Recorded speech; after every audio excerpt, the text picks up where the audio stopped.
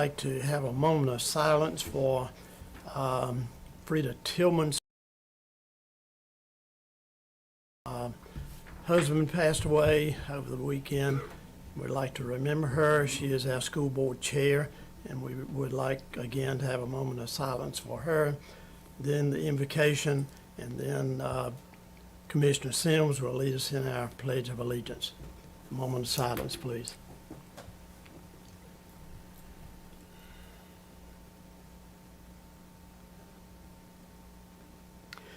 Our Heavenly Father and Almighty God, we thank you so much for the opportunity of being here today to conduct the business of our county and all of its citizens. We thank you for the beauty of this day and help us to recognize your power in making it happen. Also, Lord, we pray for your guidance in all that we do and say here today, and may it be in the best interests of all the citizens of Person County, and we so humbly pray in thy holy name. Amen. Please, if you can, stand with me, salute our flag, and recite the Pledge of Allegiance, please. I pledge Allegiance to the flag of the United States of America and to the republic for which it stands, one nation, under God, indivisible, with liberty and justice for all.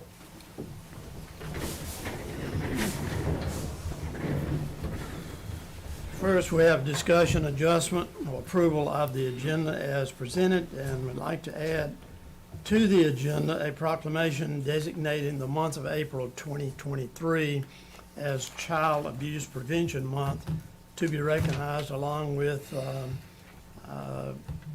another item number 1. So we do have a motion regarding the change of agenda. So moved. Any discussion? Hearing none, all in favor say aye. Aye. Aye. Opposed? None. Motion carried. And item number 1 is recognition of the week of the Young Child Proclamation. And I don't know if Ms. Fody is here or not. I don't see you. We do have a proclamation recognizing Child Abuse Prevention Month, April 2023. Whereas children deserve the best and look to adults to be protectors, role models, and the heroes. And whereas children who are loved and nurtured grow up to love and nurture, give back to their own families and their neighborhoods, their communities, the same way that was bestowed on them, and the cycle continues. And whereas preventing child abuse and neglect is the responsibility of every citizen and community. Involvement is essential to breaking the cycle of abuse. And whereas it is vital that we come together as a community to reach out to parents and children to prevent the senseless abuse and neglect of all children. Now therefore, the Person County Board of Commissioners does hereby proclaim the month of April 2023 as Child Abuse Prevention Month in Person County, and urge all citizens to support their observance. Adopted this the 20th day of March 2023, signed Gordon Powell, Chair, Person County Board of Commissioners, and attested by Brenda Reeves, Clerk to the Board. And so We will get that to her. We'll get that to her. And then the second proclamation by the Person County Board of County Commissioners on the week of the young child. Whereas the Person County Partnership of Children and other local organizations, in conjunction with the National Association for the Education of Young Children, are celebrating the week of the young child, April 3rd through the 7th, 2023. And whereas, by calling attention to the need for high-quality early childhood services for all children and families within our communities and state, these groups hope to improve the quality and availability of such services. And whereas the future of Person County depends on the quality of the early childhood experiences provided to young children today. Now therefore, the Person County Board of Commissioners does hereby proclaim the week of April 3rd through the 7th as the week of the young child in Person County, and urge all citizens to recognize and support the needs of young children in Person County. Adopted this 20th day of March 2023.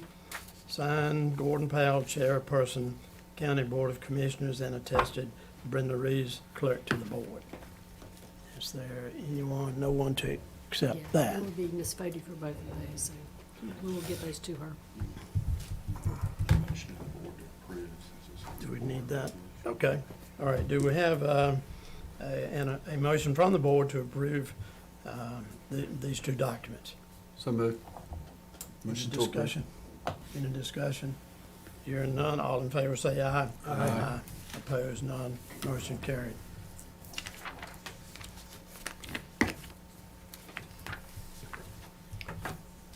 At this point in our board meetings, we do have a 10-minute period set aside for informal comments from citizens in the county. We do, again, 10 minutes. Madam Clerk, do we have No, sir, no one signed up have today. no one signed up, so we move right along.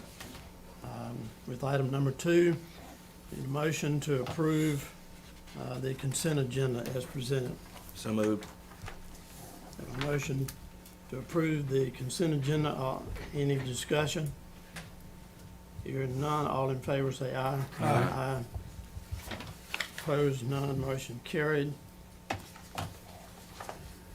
Number 3, on the new business, number 3 is biohealth update and dashboard presentation by Mr. Elliott Clark. Good morning. Good morning, sir. Thank you for this opportunity to speak. Pleasure to have They'll you get here. it loaded just a second. Okay, all right. Oh man, this is weird looking at myself in the camera. I'm used to that. Or maybe I won't. Brenda, does it comes up there It'll as come well? up, yeah, he's loading it now. Sounds good. Well, first off, I'd like to thank you for your flexibility. I know I was supposed to be before you in January, and the cards didn't fall right on my end, health-wise, to be able to be here, so I appreciate your grace and understanding there, and special thanks to Commissioner Powell for serving on our regional board and advising us over the years. Appreciate your time and service to us and our Pleasure, members. it's an honor. So just as a quick reminder, VIA Health is your local management entity and managed care organization that manages Medicaid, state, and some county dollars to provide behavioral health care in the county. VIA Health is an organization, our headquarters is based out of Asheville, but our regional office that covers Person County is actually based out of Henderson. In total, there's 31 counties that VIA Health covers. Just a very brief kind of lay of the land. Lots changing in Medicaid these days. Y'all have obviously heard about some of it with Medicaid expansion. But along with that, a lot of changes with regard to the management of Medicaid that's been in play for actually a little over a year now. We are in the midst of becoming not just a behavioral health plan, but an integrated health plan that takes behavioral health care and incentivizes physical health care along with behavioral health care, so we serve the whole person. The state has decided to postpone the rollout of that tailored health plan until October of this year. Originally, we thought we were going to be able to go live in April, but there are other health plans in the state along with us that need to procure the rest of our contracts with hospital systems and some primary care offices, so we're expecting to go live in October. But this morning I wanted to just kind of give you a few updates on some of the priorities that VIA Health has, talk through some of our numbers as far as service provision and providers, some of the work that our providers are doing here in the county.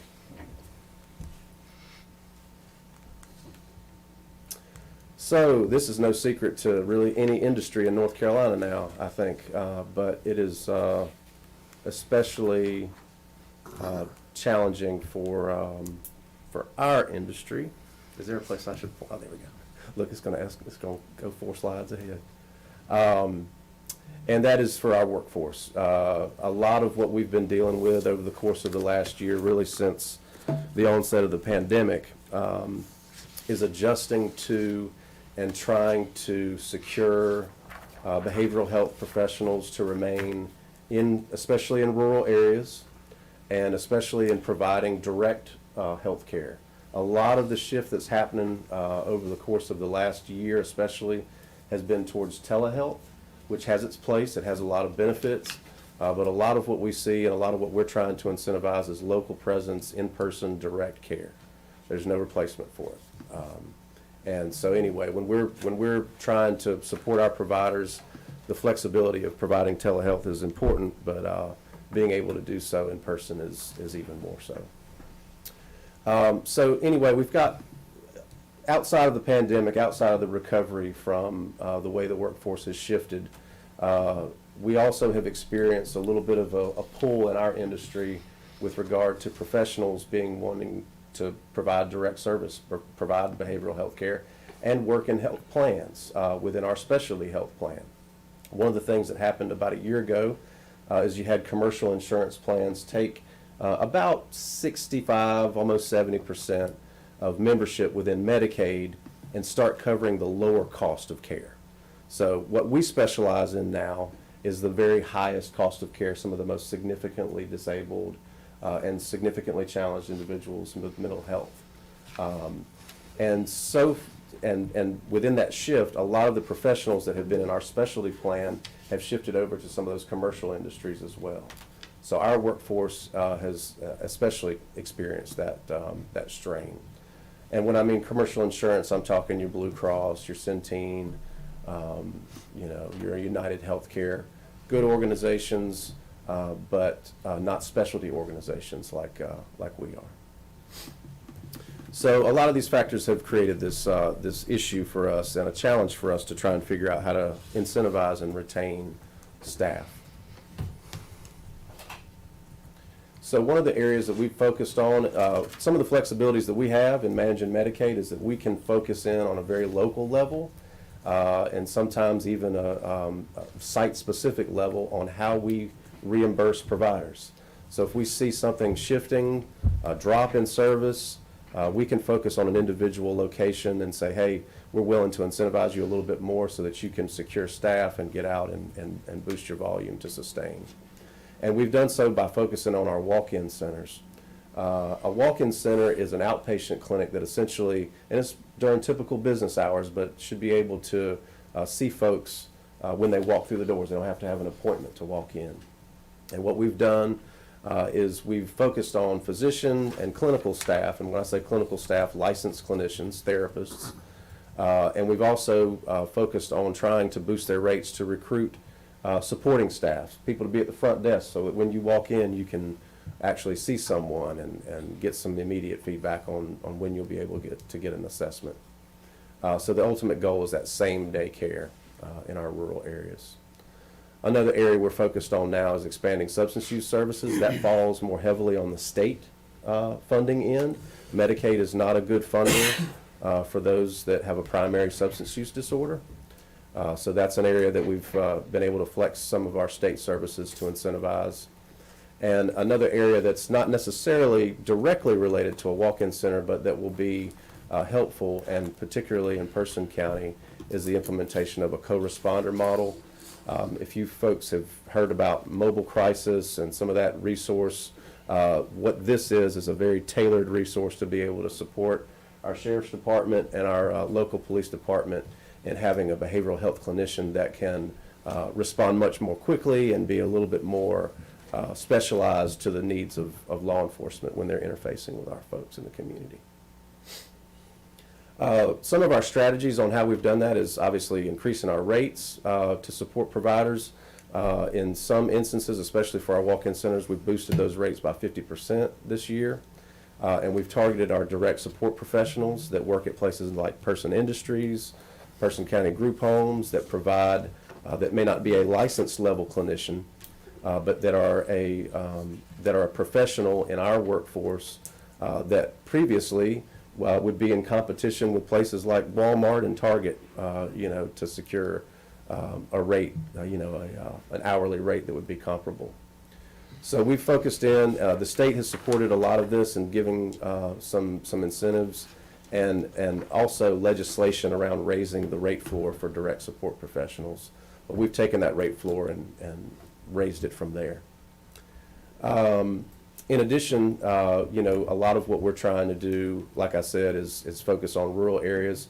But we can't do that by ourselves. We don't make these decisions by ourselves. We have a provider advisory council that's made up of providers, the folks that serve our members, and give us an idea of what it really takes to secure the types of professionals that they need. And so the rates that we wind up paying a lot of times are out of direct advisement from those providers. All right.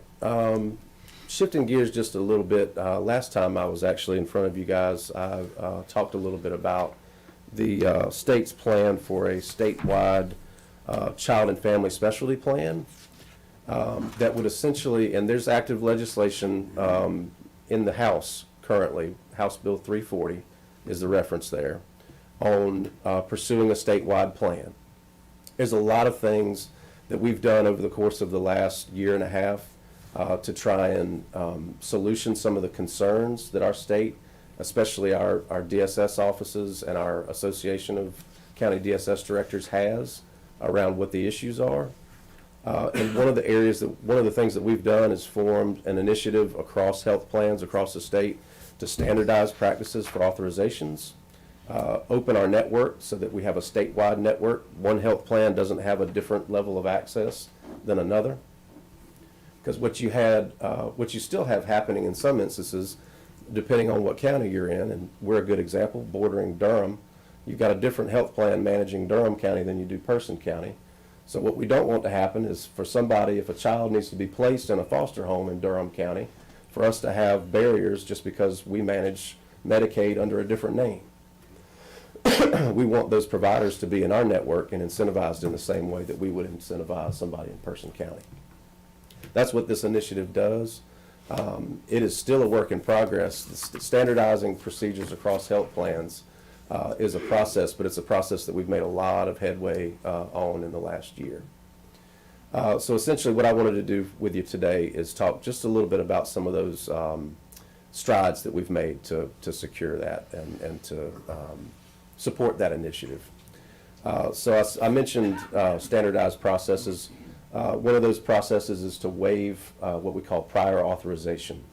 That means if somebody needs care, a lot of times you gotta send off a request, wait a couple of weeks sometimes to hear back before you get a yes or no on whether or not that health plan will cover that care.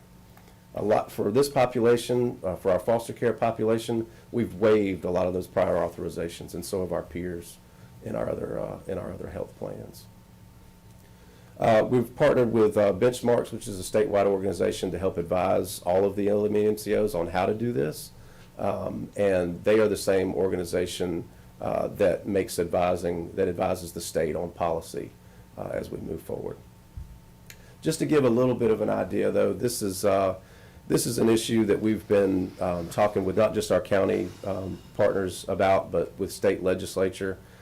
We feel, right now, most of what we need to do is educate our state legislature to make a good decision on moving forward. If the statewide child and family specialty plan passes, it will create an administrative burden on providers and delay a procurement process which otherwise we've already procured.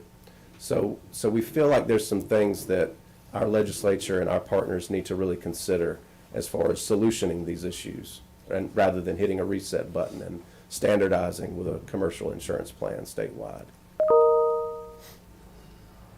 We've also, I mentioned a statewide network. That eliminates the need to do the cumbersome process of an out-of-network agreement.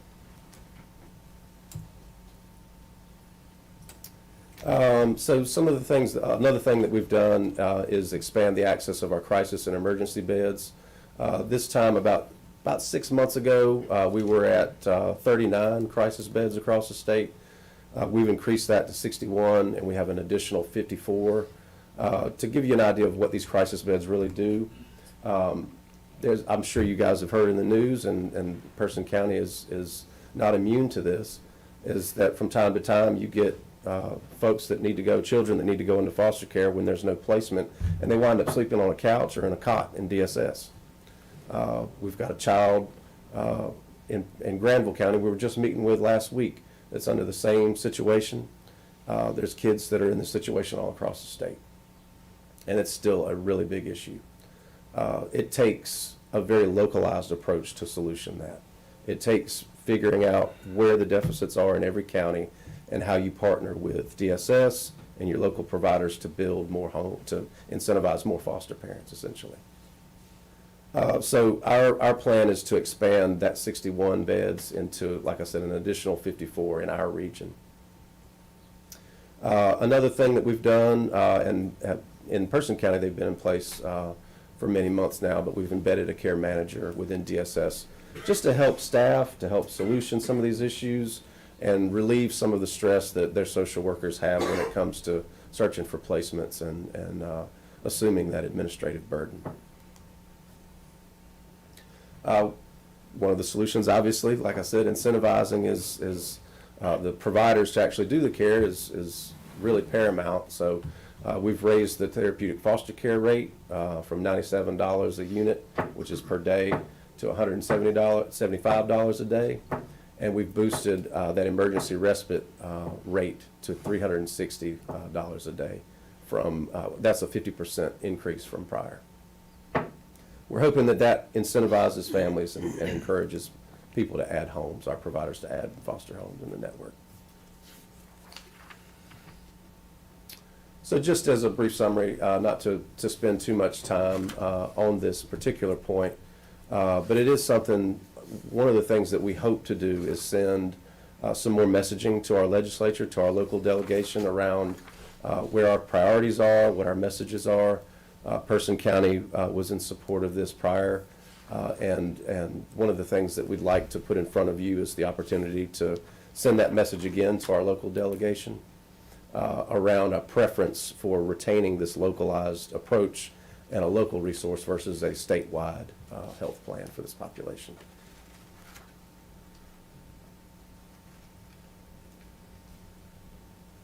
All right. Shifting another gear, one of the things that people don't think of a lot when they think about health plans is how we manage other sources of funding to provide non-clinical drivers of health, like housing, transportation, that type of thing. So we have 5 programs, actually 6 programs, one of which isn't listed on here, that focus on temporary housing and long-term housing for our population. You know, one of the things that winds up being very common for the folks that we provide care to is that they are dependent on either a facility to live in, a state facility sometimes, a group home, and hopefully sometimes their own personal residence with supports in the home. What this initiative does, our housing initiatives, is focuses on independent housing. There's so many different services that we can wrap around folks and ways of covering brief periods of funding to help people get into their own homes, secure employment, and secure services that help them maintain their activities and their daily living activities. So these are some of the programs, the first one of which includes some case management. That's our highest level of service there. And then the others, there's a link on this page also that'll get you to our website that explains a little bit more detail.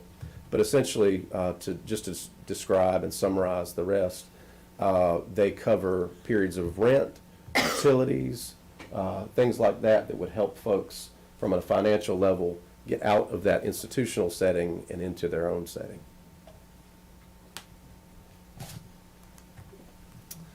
So some of our local collaboratives, just to let you guys know, we've got 4 different departments that are community facing enough to where they're being seen in some of these venues. Community relations, obviously, where my department, and system of care, and our care managers most commonly are present in some of these collaboratives. But we've got our crisis response collaborative.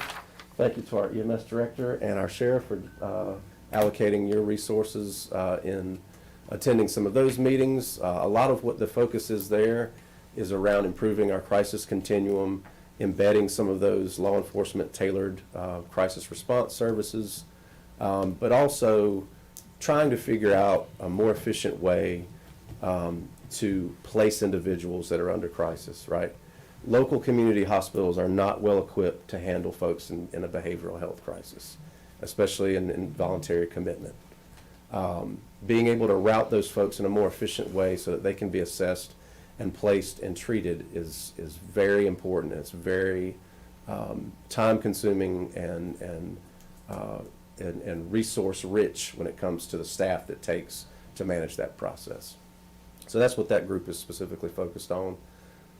We also have a community collaborative, the Person County Community Collaborative. Most of that focuses on the child and family services that we were talking about within our health plan, and figuring out how we work with Department of Juvenile Justice, DSS, our local health department, our local providers, primary care, to focus on youth and families, services for youth and families. The other is it's really kind of a subset of the Crisis Response Collaborative, and it's our Person County Case Management Group. We've got folks, of course, from VIA, local providers, the hospital, DSS, EMS, the DA's office, and our law enforcement that take the time to focus on individual instances, because all these procedures and these policies are tested by every person that you come in contact with. So that group is focused on one individual at a time to talk through specific circumstances and really just kind of case staff some of those individuals and figure out the best course of treatment as a group. And the other that's on here, and kudos to our health director, Janet Clayton, for putting this together, and Catherine, is our Opioid Settlement Advisory Committee that just had our first meeting and will be meeting monthly moving forward. So we'll be hearing more about priorities around how do we support those opioid settlement dollars in the county. All right, so getting into some of the numbers, individuals that are served in Person County, you can see, and there's some acronyms on here that I'll break down for you. IDD is Intellectual and Developmental Disability. Those are our folks that are served primarily on our innovations waiver. MH is just mental health, so that's a primary diagnosis of schizophrenia or major depressive disorder, those types of things. And SUD is substance use disorder. Those are folks that, don't be fooled by the number. That's for folks that are primary SUD. A lot of what we see are co-occurring symptoms when it comes to mental health and substance use disorders. Most of the folks that have a significant psychiatric disorder, though, are going to be under your mental health numbers there. So on the left, you see Medicaid. This is our primary funder for this population, but is not, respectively, the best funder for the total need of substance use disorders. And on the right, you have non-Medicaid. And pretty much what you see in every county that we cover is the vast majority of folks that need our care are folks with mental illness, mental health disorders. So this breaks it down a little bit more on the service level. I won't walk through all of those service lines, but I'll hit some of the highlights and give you some perspective on what this means. You'll see in the blue on the outpatient side, that's our lowest level of care. Those are for the folks that just need outpatient therapy or medication management with a psychiatrist. But to the left in dark orange there, you see peer support. That's one of our most, really the highest volume of service that we offer that's community-based. And those are folks that have lived experience, that have gone through a certification and training, that try to engage people and link people with care, right? So with this population especially, you go through so many changes, so many different providers, and a lot of frustration. A lot of what folks need, I know I need it too. You need somebody to walk beside you sometimes that knows where you've been, has been there themselves, and can help give you some insight on where you're going. And that's what peer support does. We've got good peer support providers in the area that help link folks with treatment. I will say that one of the areas that we're trying to focus on, though, we've got a lot of peer support providers in some of our region that are coming from out of the area, So one of the areas of focus and a priority for us is going to be to make sure that our peer support providers are specifically focused on local providers and have some awareness on local resources and aren't coming from, not that those providers can't be helpful, but that primarily they're a part of a continuum and not just a standalone service that's coming from out of the county.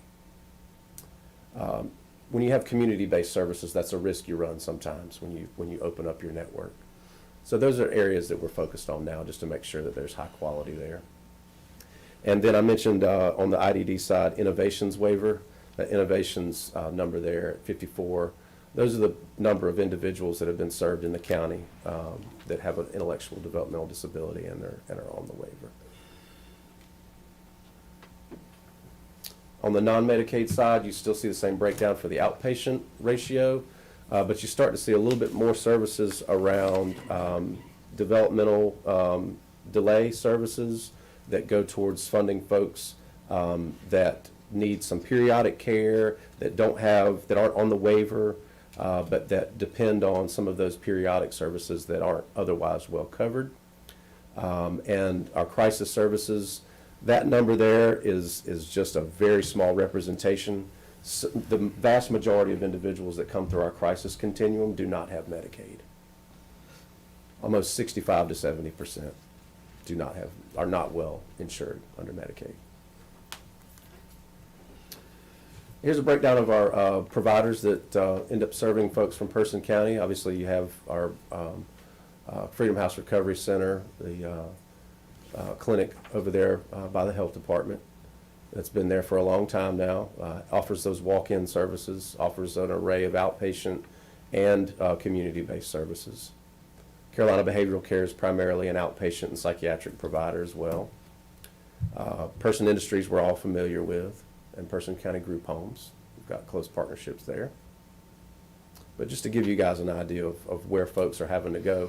On the non-Medicaid side, especially for opioid services, which is going to be an area of focus, I think, for our advisory committee, folks are having to go outside the county to get those services. And we want to make sure that we can route folks in a little bit more of a convenient way to get care in the county.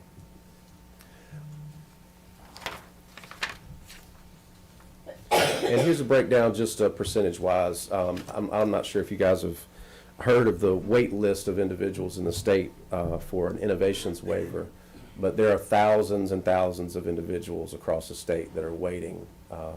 Families of children and families of adult dependents with developmental disabilities that have been waiting for years and years and years for a waiver. We feel like, and this is a process that each LME MCO doesn't control. It's a state process when you talk about waiver slots. But one of the things that we're hoping to see eventually within Medicaid expansion and Medicaid reform is an increase in funding so that we can secure more waiver slots in the state. The state did approve in the last budget I can't remember the number right off the top of my head, but a substantial increase in the number of waiver slots, but there's still a lot more that we need. So in the county, you have 58 individuals that are on the waiver. 38 members that are on the wait list are receiving services, and 35 that are on the wait list are not. Those individuals that are on the wait list, we offer case management services to and resources so that we're hoping that we can link them for the folks that aren't receiving care, that we can link them with care directly. All they need to do is contact VIA and ask for the member and services recipient line, and they will be linked. That is the end of my presentation. I'm happy to take any questions. I know I've been talking for a while now. Thank you for your time. Thank you for being here. Board member, questions, comments? Chairman Powell, I'd love to ask one question. Why is there such a long waiting list on waivers? I So mean, is this statewide? it is, absolutely. This is unacceptable. So the amount of funding, just to give you an idea, per member on the waiver, let's say you live independently with staff coming in to your home. The average cost per year can be over $300,000 a year. Per member, So the state has to allocate a waiver that essentially says the financial eligibility for Medicaid is waived for you, and you have access, no matter what your resource level is, to all these services that you need to live independently. And it's a state issue for them to determine how many individuals they're going to allocate that opportunity to across the state. Unacceptable. Yeah, it takes a lot of advocacy at the legislative level during the budgeting process to put enough funding Okay. available. Thank you. Yes, sir. Increasing the beds needs to be a top priority, especially for our local Person County, because we've had kids at DSS probably for the last 2-3 months living in DSS because they have nowhere to go. So that's wearing the staff down. You know, they're staying there, they're working their shift, they're staying overnight, and then they're coming back and work the next day. So anything that you can do to increase the number of beds, that's the top priority. Absolutely. Yeah, we've actually just been, Carlton and our network development director just met recently around a particular provider that we're trying to focus on for this area. Rates aren't enough. You know, they've got to see the long term, and they've got to see the benefit of other services that they might be able to bake into their program. So that is an area of focus. Those 54 beds for this region is the priority for that build out. Thank you. Mr. Elliott, we do appreciate you being here and enlightening us, and as we talk about this subject, I think we all need to be educated. I don't mean to be immune to it, but I've been associated with Cardinal in the past and Via in the present, and I can see a big change in the right direction. When we talk about a 2-week waiting period for service, a lot can happen in Oh, yeah. 2 weeks, and not in a good way. That's right. So any change going forward there, I think, is extremely important. The other thing is that those that are being served, those are the least able, in most cases, to do for themselves. And if we don't have that heart about us, something's wrong. Because we are talking about those with physical disabilities, mental disorders, addiction to drugs and abusing those drugs. So they're all in categories of high need. And as Commissioner Thomas mentioned there, some of those are children. Oh, yeah. And here again, if we aren't sympathetic to or try to do our best to serve those, then I think we're missing the marks, and missing the mark not only as commissioners, but as individuals in the county. I'm glad to hear more about the walk-ins, because if they walk in, they need help. They need service. They don't need to go on a long waiting list to get those services. And you talked about the state or legislature leaning toward a statewide plan, Correct. which personally I'm opposed to, because that takes away from the quick response to local needs. And I think through you and Via and through our providers here in the county, we know best how to handle those that need those services here in our county. So what we do in Person County may be a long way from Buncombe County or Wake County or even Durham County. We need to be able, and we need to have the flexibility to deal quickly and pointedly to those individuals that need service. I guess my question at this point is, at what point do we as a board, as a county, need to take a position on that with the legislature? Do we move forward with that? Question. No better time than now. The Senate bill that came out, 156, moved very quickly through the Senate after it dropped. The House bill, which is a companion bill to 156, that's House Bill 340, is in the review committee currently, and is, I'm not sure exactly when they're planning on putting in front of the agenda for action, but it is something that we need messaging to our legislature about.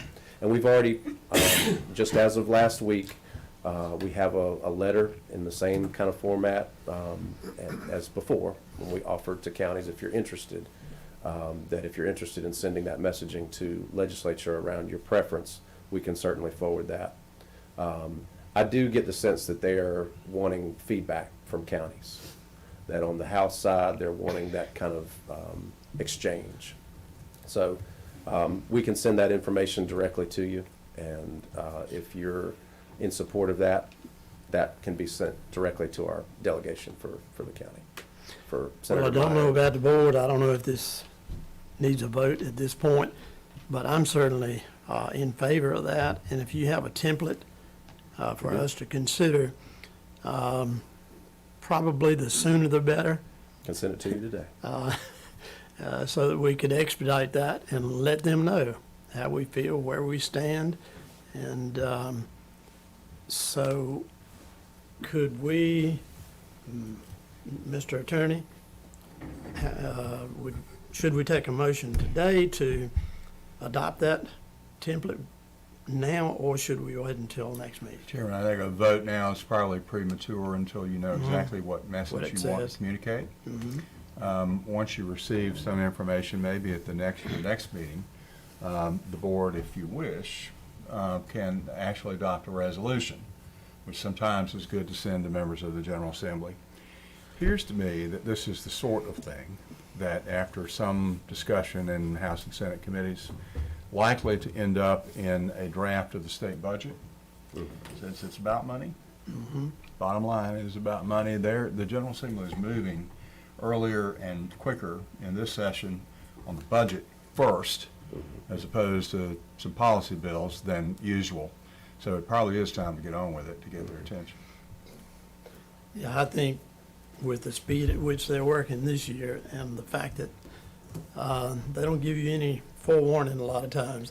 No, I- this, I- yeah, 156 came out much more quickly than we anticipated. So I would say let's move forward with that if you don't mind. And you'll get that to our clerk or a manager, either or both, Sounds good. whichever. Will do. Okay. Yeah, we just drafted it, very reactive, unfortunately, process there, but just finished that template late last week, so we're sending those out. We'll have it to you. Thank you. Okay, appreciate your presence in Person County and your concern for Always us good to be through VIA, and send that best to the others on the board that we hardly get to see anymore in the Zoom world. But I thank you, know. thank you for coming, sir. Thank you for the time. Thank you. Thank you.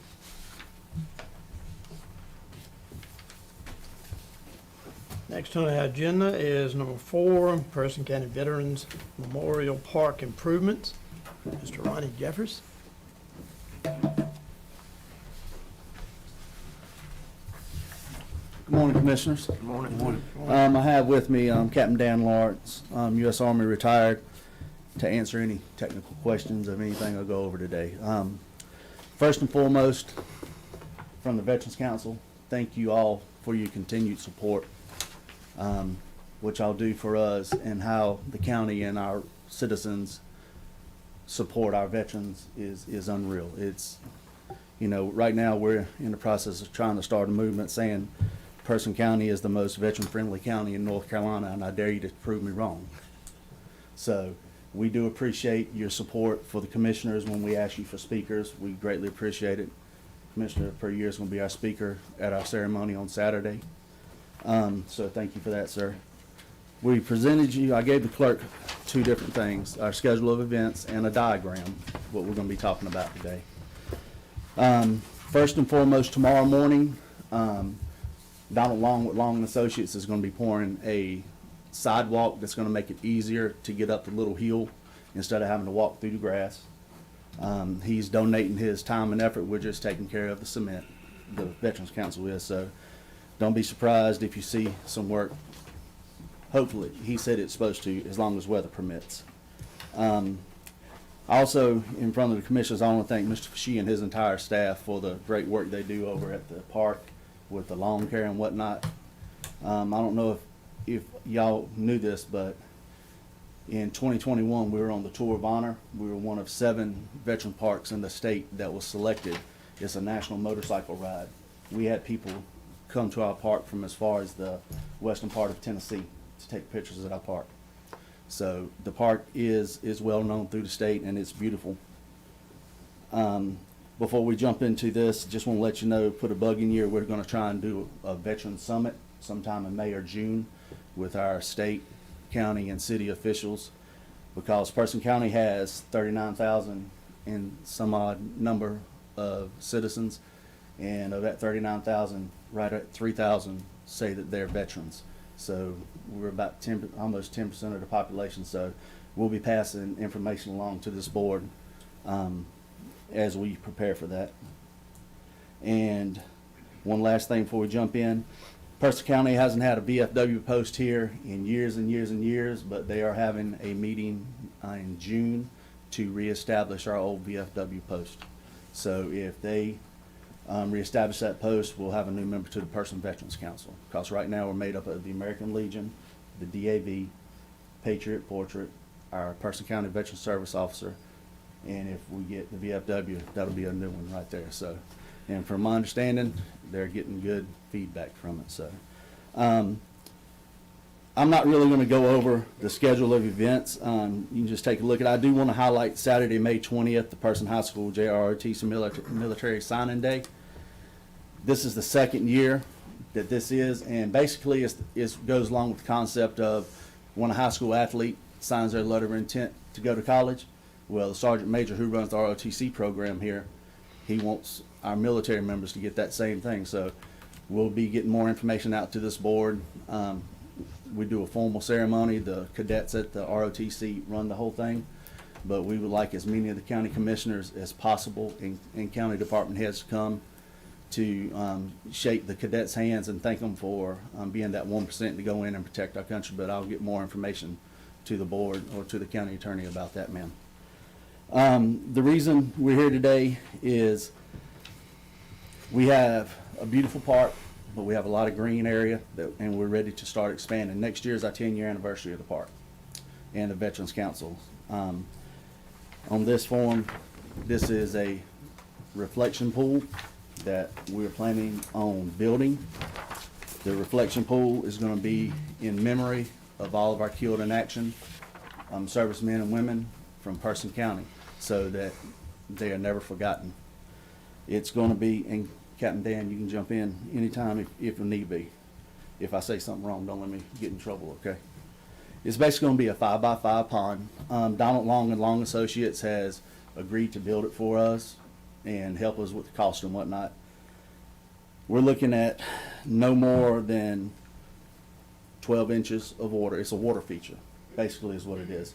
We're going to have it there. We're going to try and have a small fountain that's continuously going to bring attention to it. And we're going to have a nice metal sign made to put right behind it that explains what that reflection pool is for. You know, for those who gave the ultimate sacrifice to our country, we read their names every Memorial Day, and we never should ever forget those individuals. So this reflection pool will be a good way to do that. And we plan on doing groundbreaking on Memorial Day, on the Memorial Day ceremony on May 29th. And we want to do groundbreaking the military way. We won't have a little boom, okay? We want to dig a hole 18 inches. A foot to 18 inches deep. And old school, a lot of young people don't know this, understand it, but snuff, Copenhagen cans. Back in the military, they were made out of cardboard. So what we want to do is take the cardboard can and put 1.25 ounces of black powder in it, close it, put a little dust in it. Captain Dan will charge it, and it's going to have a little boom, no louder than the cannon at the high school when the Rockets score touchdowns. You know, they scored a lot of touchdowns this year, so it's not that loud. So what that's gonna do is gonna charge it, boom it, and the dust is gonna go up. And we plan on canvassing the neighborhood a week prior to let them know that it may be a boom. It's not gonna be anything that's gonna be large enough to rattle anybody's foundation or anything like that. The general statute or the safety says you have to have at least 42 feet minimum safe distance. We're not gonna have anybody within 75 feet of it. We're gonna keep everybody, if you've been to the park, we've got the brick wall up on the quarter deck that's got the logos on it. Everybody's gonna be on the back side of that wall. We're gonna have it fire taped off to keep people out. There's no projected pyrotechnics. The pyrotechnics will be contained in a hole to ensure that they're contained and all effects will travel straight up. And also, we will have our county fire marshal there and the city of Roxborough Fire Department there. And even though we want to do this the day of, if something just doesn't seem right to them, they can shut it down. We will carry, general statute states we have to carry $500,000 insurance. We're actually just gonna get a policy for $750,000 just to cover that ceremony. And that's no cost to the county. The Veterans Council picks that up. And Madam Clerk, did everybody get a copy of this? Yes. Okay, this is the agreement. We're trying to be good, good friends and whatnot. It's in And your packet. If you're looking for it, it's in your packet. we're just asking for the approval to do a non-projected pyrotechnics and will be monitored and superintended by the Roxborough Fire Department and Person County Fire inspectors for the duration. Our county fire marshal, we briefed him on it and he answered questions. He signed off on it. Chief Torrain with the City of Roxborough Fire Department, we met with him personally and he signed off on it. And we plan on next month doing a test boom out in the country just to make sure that it goes off the way we want it to go off. And we're gonna invite the fire marshal's office as well as the City of Roxborough Fire Department, just so they know what we're trying to do and they can make suggestions and whatnot. So, that's the main reason we're here today, is to get your permission to have a little boom in the park. And I'll be more than happy to answer questions. If I can't answer them, Captain Lawrence can answer them for you. Questions, commissioners? I'd like to just say it's a great idea. I think reflection pool is when it's there, it's gonna be really nice for people to go to and see. And then as far as your ceremony, I mean, you've got Adam Morris, our fire marshal, you've got Chief Torrain, sign off on it. I mean, you get those guys' approval, I mean, I'm all for it. Any others? I certainly don't have any opposition to it. I think it's a good idea. I would say try to educate the community as much as possible. One of the most popular things you read on social media is, have you heard the big bang down around Timberlake or up around Bethel Hill? You hear it all the time. Yes, sir. So just educate your public on that. Yes, sir, we will. And I will, we're probably gonna just take out an ad in the paper as well as social media. And as always, anything dealing with the Veterans Council, if anybody has any complaints or anything, or issues, they can just come to me. I got big shoulders, I can take whatever you gotta give me, so I will do that for you, Commissioner. Thank you. And the other, the reflection pool, we're addressing two separate requests here.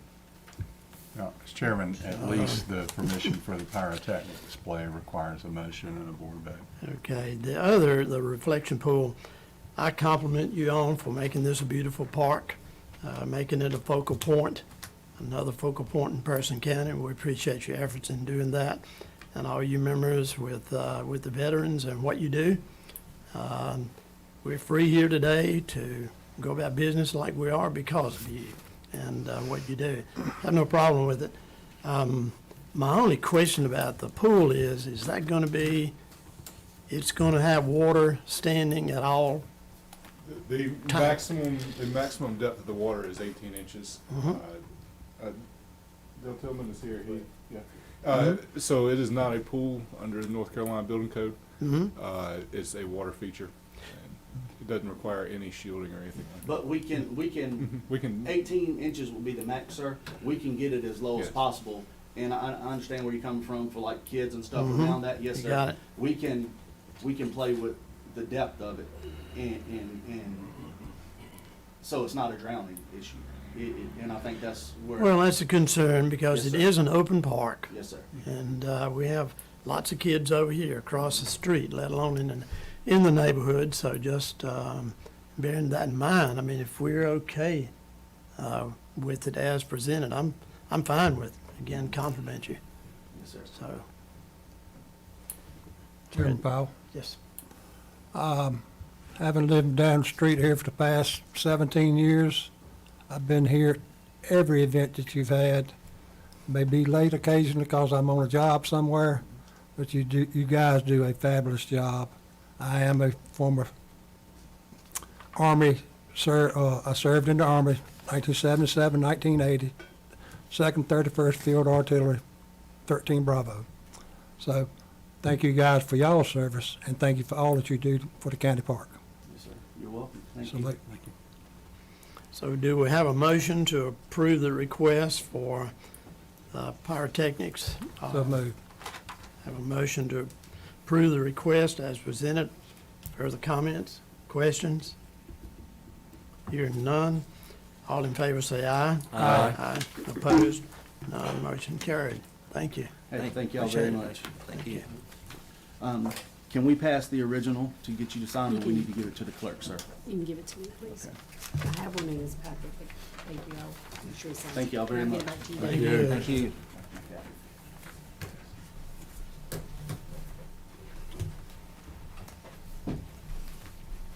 Item number 5 on our agenda is Fire Service Accountability Board funding request. Mr. Adam Morris. Good morning. Morning, sir. So I'm here on behalf of the Person County Chiefs Association to ask the request for funding for Accountability Board countywide. At the February 2nd meeting of the Person County Chiefs Association, a countywide accountability board was presented to the members. It was approved on and voted to move to the next step, which would be requesting funding to get this project going. The countywide accountability board would be used to structure fires and large-scale incidents throughout Person County. The board and system would be used by the 7 volunteer fire departments, rescue squad, the City of Roxborough Fire Department, as well as the Person County Emergency Services. The purpose of the board is to track the personnel that's on scene, the location of the personnel working, and the assignments that they are completing. Currently, there is not a standard accountability system across Person County, and the departments have been very fortunate that no emergency or mayday situation has ever occurred. This would be for a one-time cost to implement this system, and any additional costs that are needed, then it would be on the department's responsibility to do that. A draft standard operating guideline on how to use the system has been presented for review to all the chiefs of the departments, and will require their sign-off on once the final document is approved. So back on February 9th, 2023, myself, City of Roxborough Fire Department, Triple Springs Fire Department members met with Louisiana Pacific because we had an incident a few weeks prior to that. So when we were there, we showed, one of the concerns was accountability. So we did show the accountability board to their staff, and they were willing to help with anything dealing with emergency services and make things better. So currently, they have a request in to their corporate leaders to help fund this project right here, the whole amount. As of this morning, I have not heard back from them. The gentleman was on vacation last week, so hopefully I'll hear something back today for that. So in lieu of what I'm asking for, they may potentially give us that money back to put back into the line item. So at this time, on behalf of the Person County Chiefs Association, I'd like to ask the board for approval of the recommended project.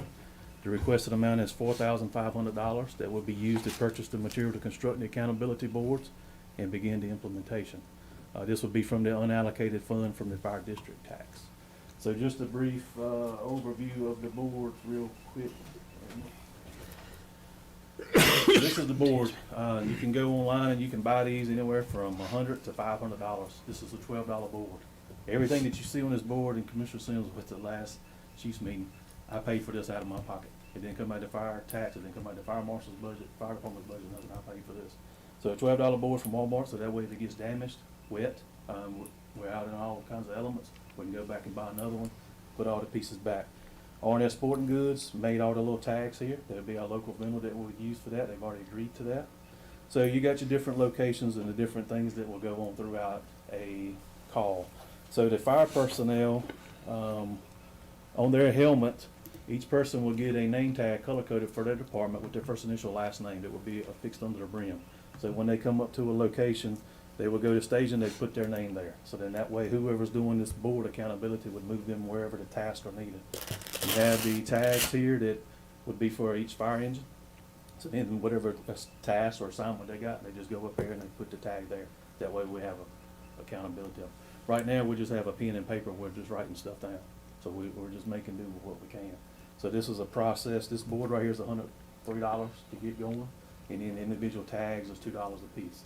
So we're looking about $4,500 grand total to fund this project. So this is something that's, you know, we have to work on, we have to train all the departments have agreed to it.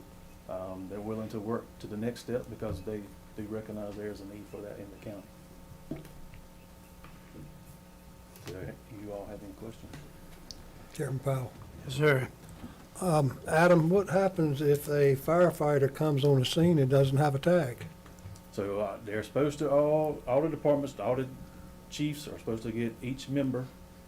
The A chief tag. handles the tags, and when the members come, they The just shoot. member will come over here. If they don't have a tag, then they're gonna have to be over in the staging part where they're accounted for. They're not Okay. supposed to be in the fireground Okay. operations. I know I attended the meeting, and I think this is very important for accountability, knowing where each firefighter is or where they're located. And again, if you go missing someone, you need to know where are they. And I think it's a very good thing to have in place. And as you said, it's going to take getting people used to and getting into the routine of doing that. But certainly, I think it's a very important tool for accountability and where everyone's at during fighting a fire, or emergency. This is what a lot of your larger cities are using. Passport systems is what you require. And then on the back will be a laminated sheet for each color-coded department. So then that way, if you see a Brown, A. Mars, then you know that he's with Allen Fire Department. So instead of seeing a number right now, we don't know everybody's fire number throughout the county. So what did I tell 752 to go do? You went around behind the house, but you never did show back up. Did you leave, or did you fall in a hole? Did you have a heart attack? That way we kind of go back and put a name with it. Those providing safety need to be safe as well Yes, sir. and accounted for. Further questions, anybody? This funding is coming from the unallocated Fire district. fire district fund, which, It's a line item within the fire district tax, and it's unallocated. It's where we put some additional funding to pay for ISO bonuses or other needs that may come up during the year. So So it's it's- actually budgeted, but it is not assigned to a particular. and sufficient to cover the request for Yes. that, okay. Well, much more Yes. than the request, yes. Further questions? Do you have a motion related to the request? Chair, I'd make a motion that we approve the requested amount of $4,500 to purchase the material to construct the accountability boards to be used throughout the county from the line item labeled and unallocated funds from the fire district tax. Have a motion on the floor. Any other comments or questions? Hearing none, all in favor say aye. Aye. Opposed, none. Motion carried. Thank And you. as soon as I hear back from Louisiana Pacific, I'll pass it on to the manager so she can update you on that part as well. Thank you. Thank you very very much. Thank you. Thanks for all y'all do. Thank you. Okay, item number 6 on the agenda is resolution of intent and capital project ordinance for improvements for 2 schools. Ms. Warrenberg, good morning. Who has patiently waited. Well, it's easy for me. I get to wait next door until y'all get to my item. Good morning. As the county manager mentioned in the board's last meeting, staff has provided you with documents today to formalize the board's approved intent to issue a certain amount of debt for school improvements, as well as increase the county's tax rate to cover future debt service payments related to this issuance. In your packets, you should have a resolution of intent and a capital project ordinance related to this process. The resolution of intent includes a statement that I'll read out loud as part of the document requirements prior to your consideration for approval. But before I do, let me summarize the content of the resolution and its specific purposes. The resolution represents the board's formal intent to issue limited obligation bonds for $38,255,000 to finance improvements to Person High School and various other school buildings, and to increase property tax by 1/4 cent in order to make principal and interest payments on the bonds. The resolution also states the county's expectation to be reimbursed from the bonds for expenditures remitted on behalf of the schools in advance of receiving proceeds on the closing date. The proposed issuance will occur in 3-year increments, beginning with $12,745,000 in October of this year for Person High School.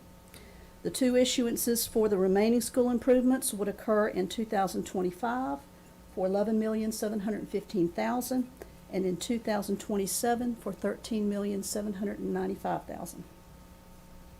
In addition to the resolution of intent, I'm also presenting a capital project ordinance which allows for the creation of this project in the county's financial system. Expenditure categories include estimated amounts for construction, engineering, issuance costs, and contingency funds.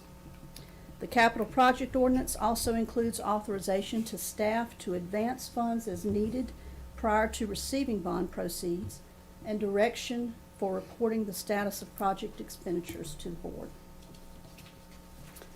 So as required, I'll now read the statement in the resolution for your consideration and approval.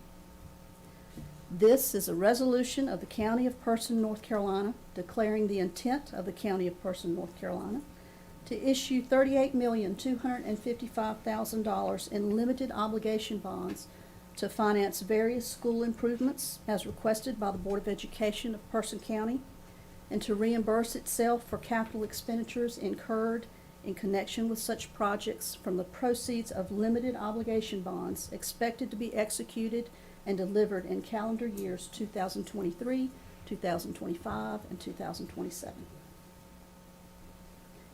That concludes the reading of the resolution statement, and I'll be glad to answer any questions you may have about these 2 documents.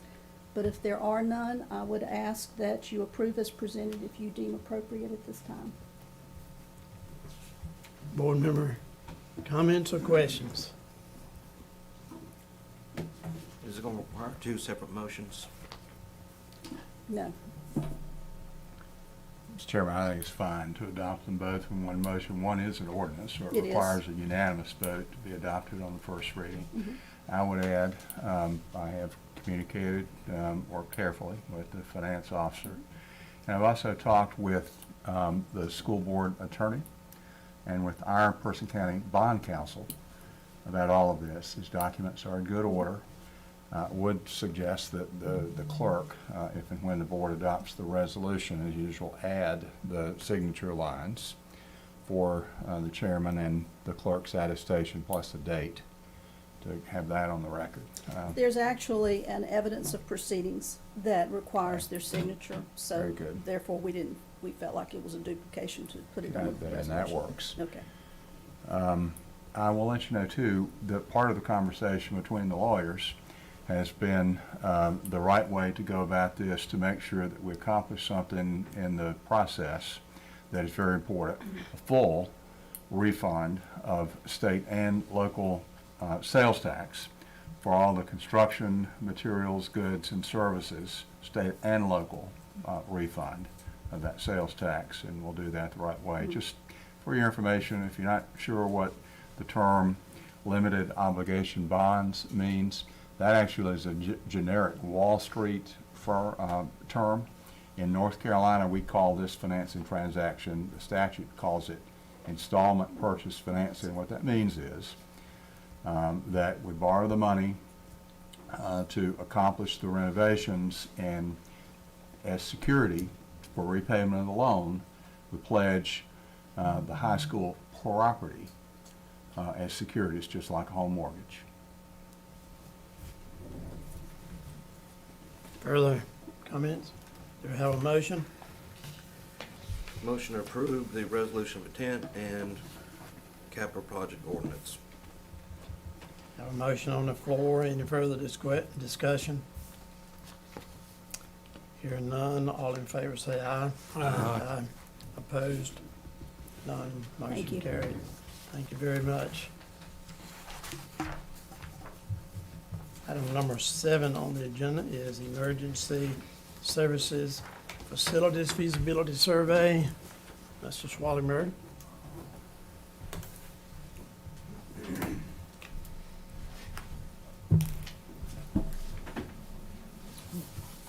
Good morning, Commissioners. Morning, sir. So about a year ago, when I joined the team here at Person County, I told then County Manager Miss York, one of my first tasks would be to conduct a SWOT analysis for the Department of Emergency Services to identify strengths, weaknesses, opportunities, and threats for the organization. In conducting this analysis, one thing that became apparent to me was that each division within emergency services, which includes emergency medical services, emergency management, and emergency communications, had significant facility issues in terms of space requirements, both current and future. Also problematic conditions existing within those spaces and opportunities for increased collaboration and efficiencies if those divisions were to be co-located. However, we felt it was best to bring in a consulting group with experience doing those types of assessments to help guide the county to assess both our current and future facility needs. Person County contracted with Mission Critical Partners LLC, a consulting firm of former public safety officials and technical experts in a diverse array of related fields with experience not only in building public safety facilities but also in doing these types of assessments. They've built facilities in a wide variety of jurisdictions throughout the United States, but also including here locally in North Carolina. This morning, I've asked Mission Critical Partners to provide you with a review of their findings and recommendations from their assessment they conducted over the past year here in Person County. After this presentation, a full assessment report will be provided to you with additional assessment detail. Presenting this morning will be Mr. Jason Malloy. Mr. Malloy is a communications consultant with Mission Critical Partners and has been the project lead for the assessment team. Also joining him this morning is Ms. Lisa Shorter, who is also a member of the assessment team. At this time, I'll turn the podium over to Mr. Malloy to deliver the presentation.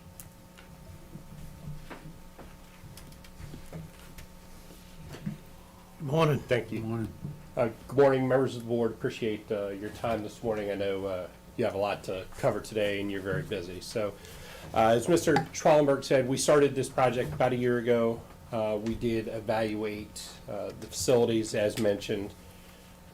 And as part of that evaluation, we were looking at things like what are the conditions that staff are working in. We looked at what space do they currently occupy, what are some of those needs, what are some of those shortcomings, and we compared that to, as Mr. Schwallenberg said, our work nationally. Just to let you know, here specifically in North Carolina, within about the last 10 to 15 years, of the 911 center EOC facilities that have been built in North Carolina, we have been involved with approximately 25% of those. So we do have very extensive experience here within the state of North Carolina, specifically working with the North Carolina State 911 Board and other entities. So as part of our process, we like to interview, not only look at the facilities, but we like to interview the staff that occupy those facilities. It's one thing to walk into a building such as this, for example, walk around, take some pictures, but you really don't get a sense of the building unless you sit down and you talk to staff. So we spoke with folks from EMS, the Fire Marshal's office, communications. We spoke with Mr. Schwallenberg and his staff just to get a sense for what was happening within those buildings and within those organizations.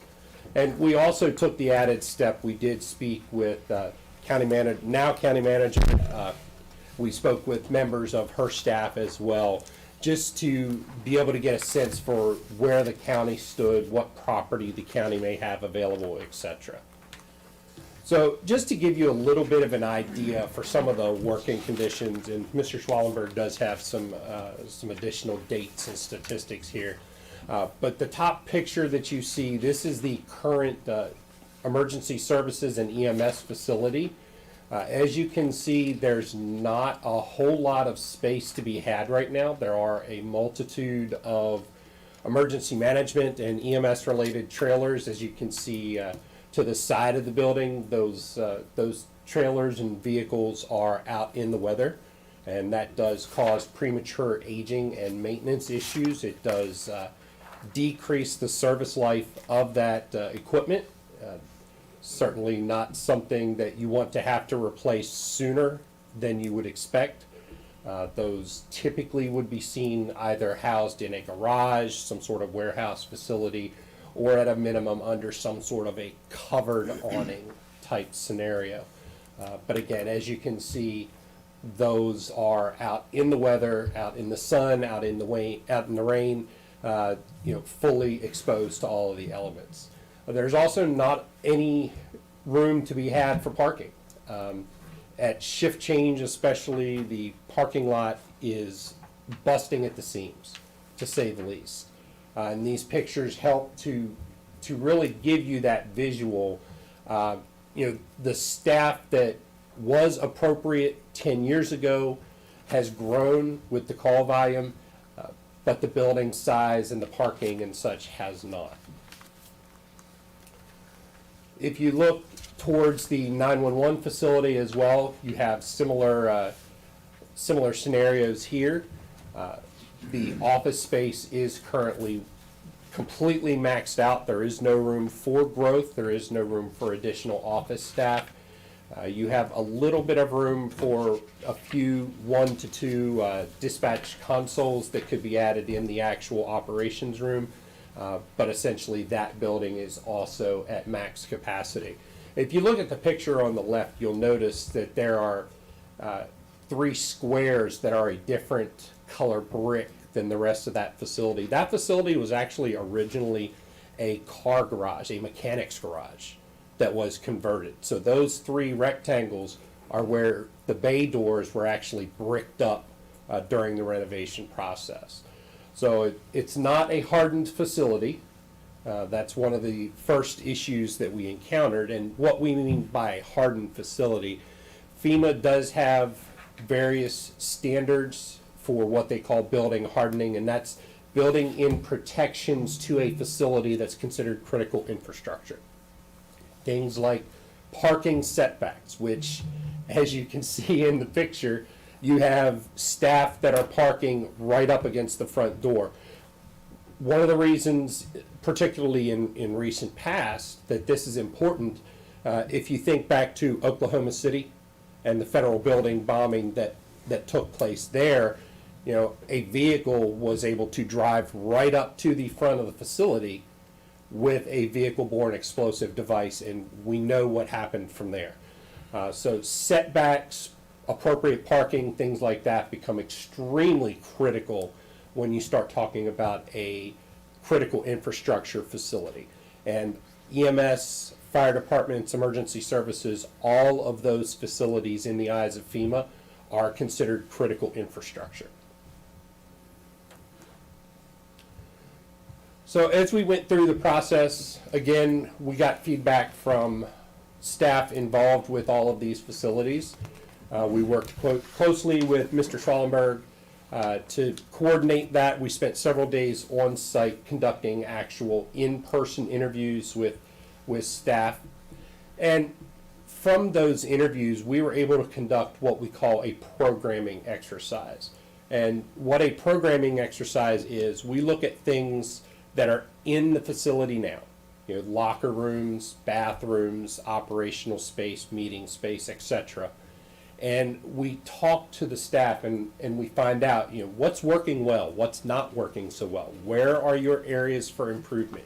Where do you need space? What are those things that you don't have that you need in the future? One example of that comes specifically from the EMS operation.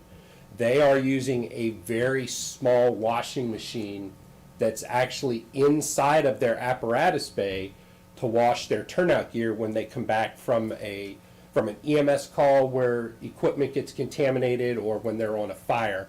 And for those of you that are familiar with the fire department, you know that the gear that firefighters have to wear to go into a structure that's on fire is very, very bulky. It's very big.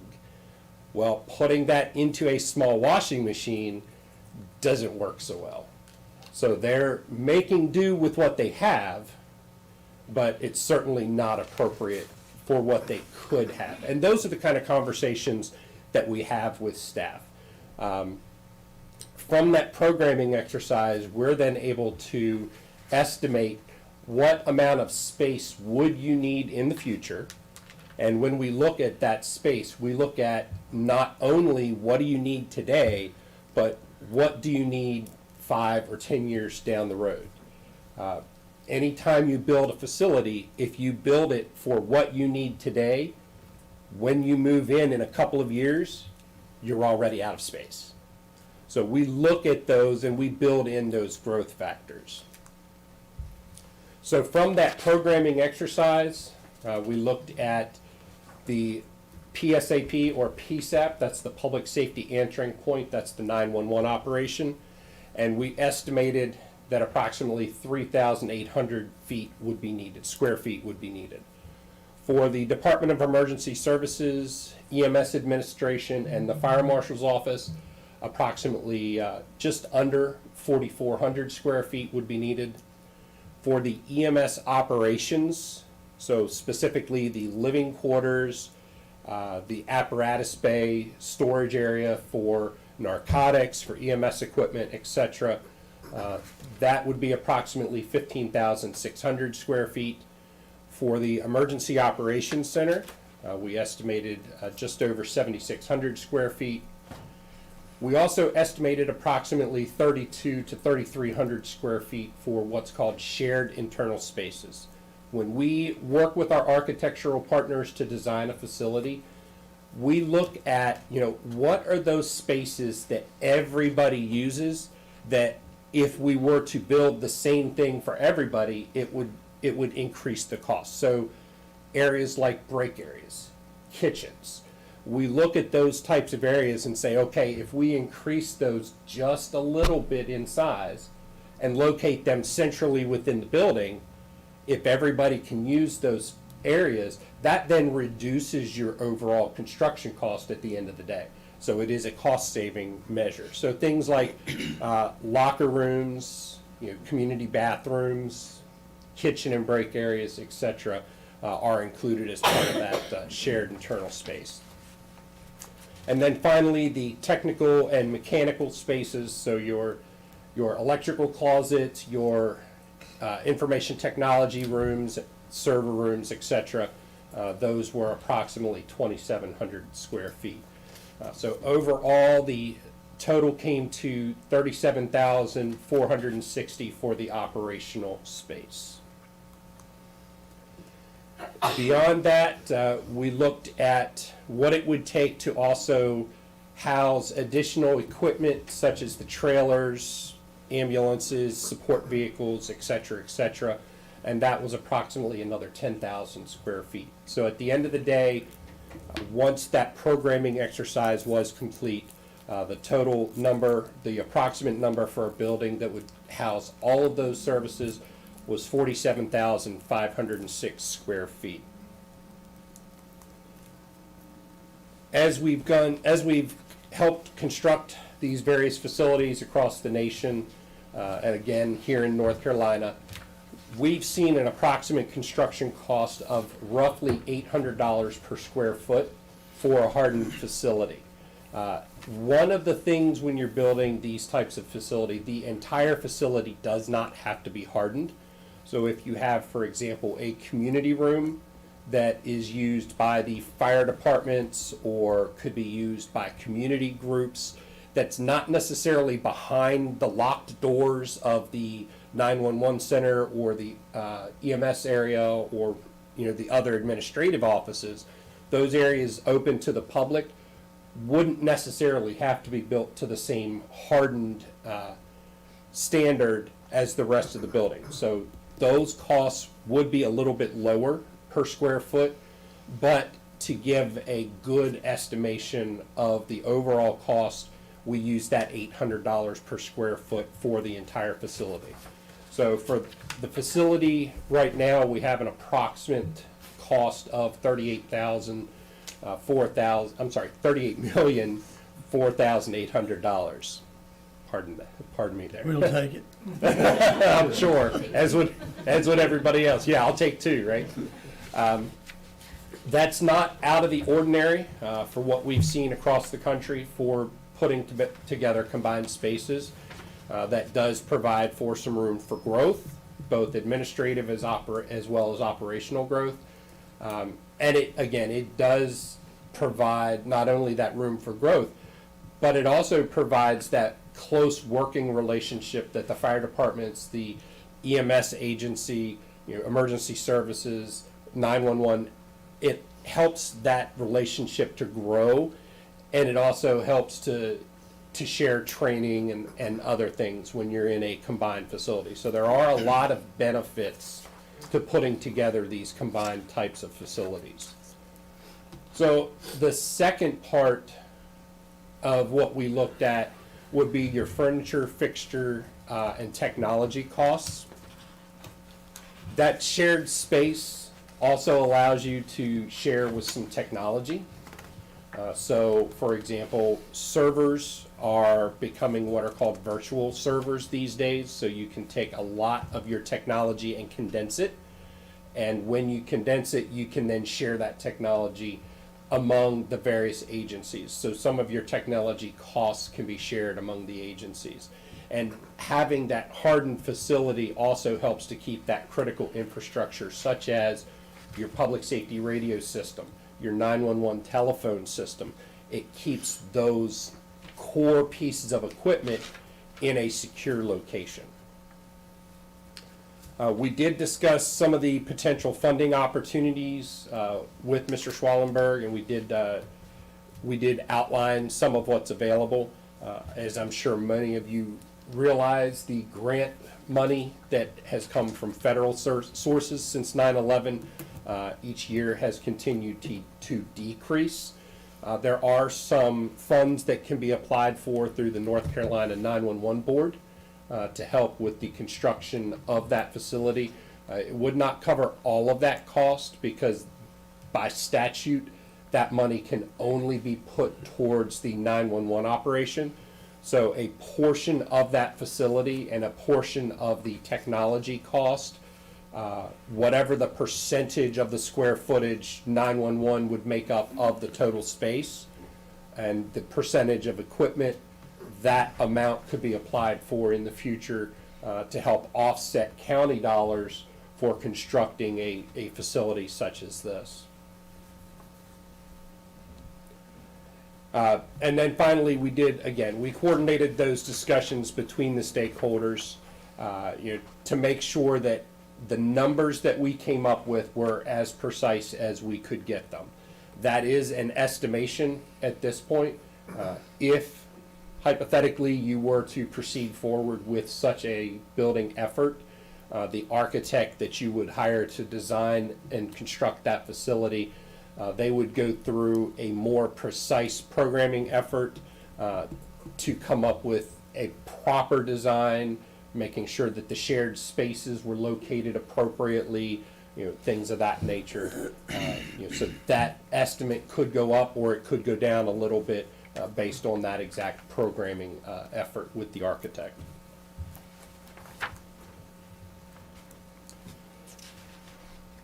It's important to go through that process, the estimation of the programming, because it helps us to determine what size piece of property the county would actually have to procure to build such a facility.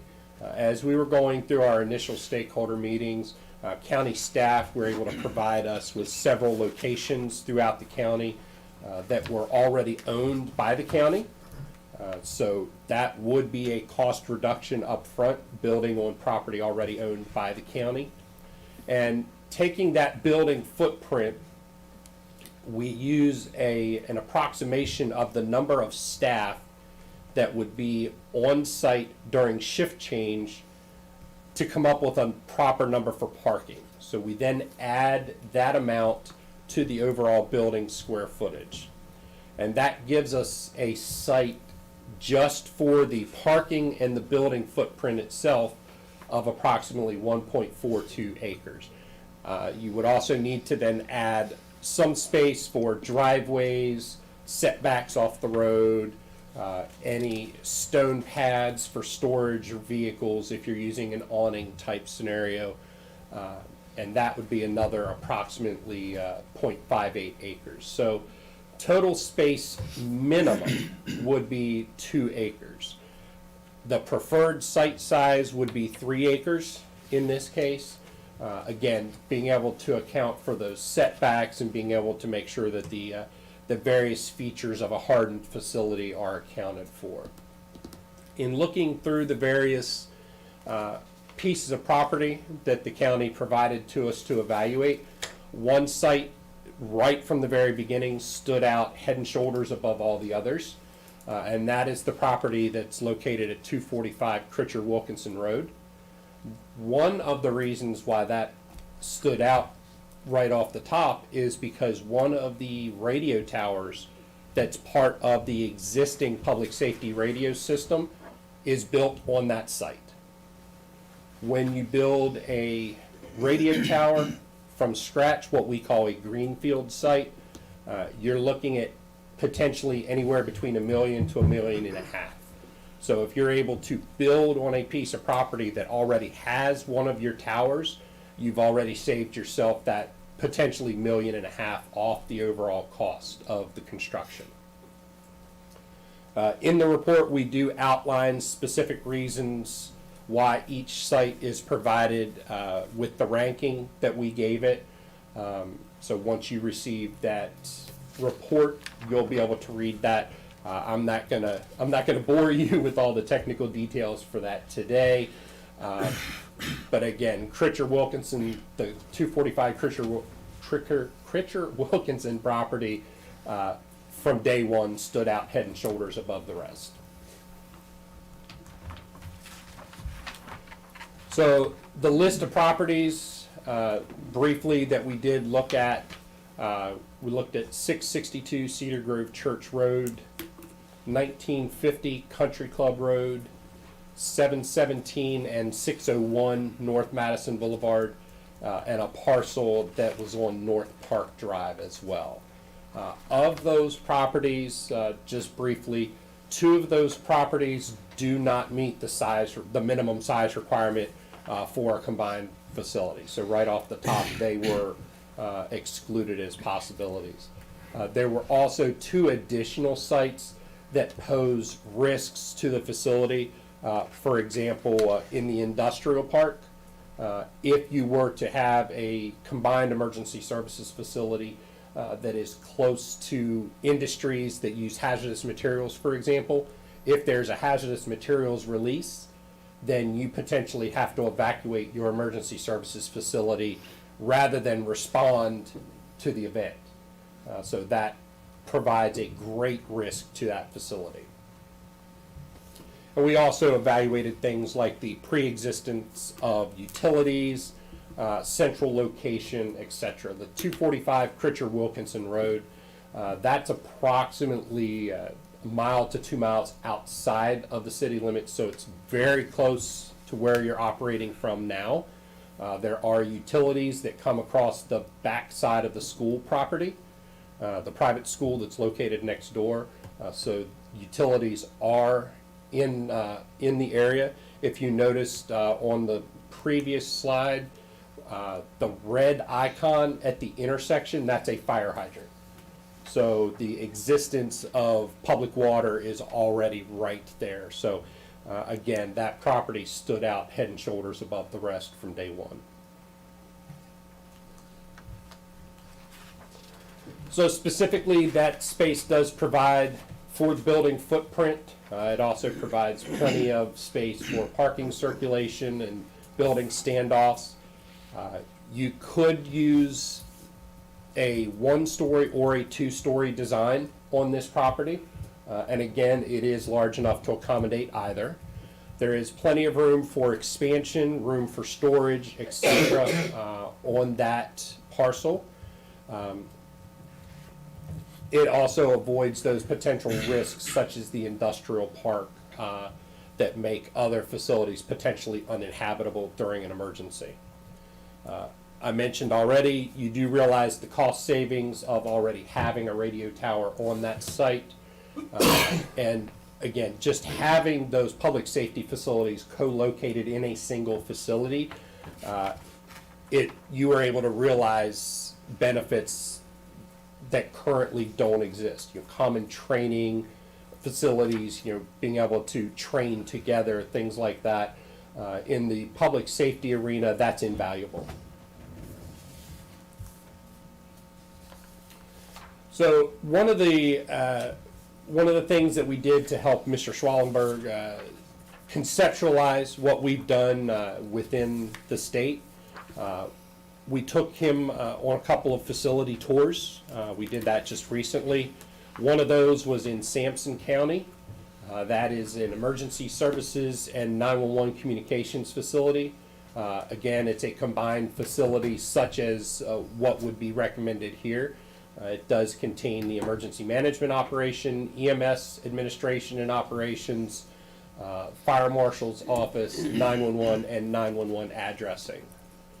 That is a 36,589 square foot building, and it is on a 9.5 acre parcel.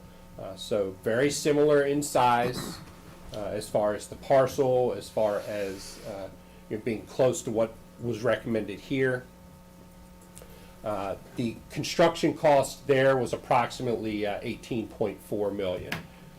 Of that $18.4 million, the county was able to realize $3.5 million in state disaster recovery funds, $5.9 million from the North Carolina 911 Board, that state grant program I mentioned earlier, as well as approximately $1 million from the Gold Leaf Foundation. This is a floor plan from that facility. As you can see, it's a little hard to see on the screen. We can get you larger versions of that image if you would like to look at it a little closer. The orange area at the top is the 911 operation. The EOC is the yellow square there towards the center of that vertical column. And then the right-hand side would be the blue area is the EMS apparatus bay and such. So as you look through there are, again, the concept of using shared facilities is present throughout this facility. The parking exists on the backside in secure parking area. Again, so it does allow for the building of a secure critical infrastructure facility. Another facility that was toured was Iredell County. Again, this is another combined facility, very similar to the prior facility as well. Some pictures there from inside that facility, their EMS apparatus bay, their break area, the dispatch floor, workout area, etc. And then a very similar concept, you have your EMS apparatus bays, you have your 911 dispatch area, your shared office space, as well as other shared facilities like the break room. Did you want to add anything about the walkthroughs? Do you want to talk about the price difference between Sampson? Yeah, so you may have noticed that the price difference was pretty drastic between Sampson County versus what we are what we have estimated in this case. One of the biggest reasons for that is when it was constructed. Construction materials, if you haven't been following that industry, the price of steel and other technologies are drastically higher today than what they were just a couple of years ago. A couple of years ago, we were using a cost of $650 per square foot for a hardened facility. So the economy, given the situation that we're in today, those costs have increased exponentially. So as you proceed forward, hypothetically, if those construction materials were to start to come back down in cost, then that would be a cost savings in the overall project.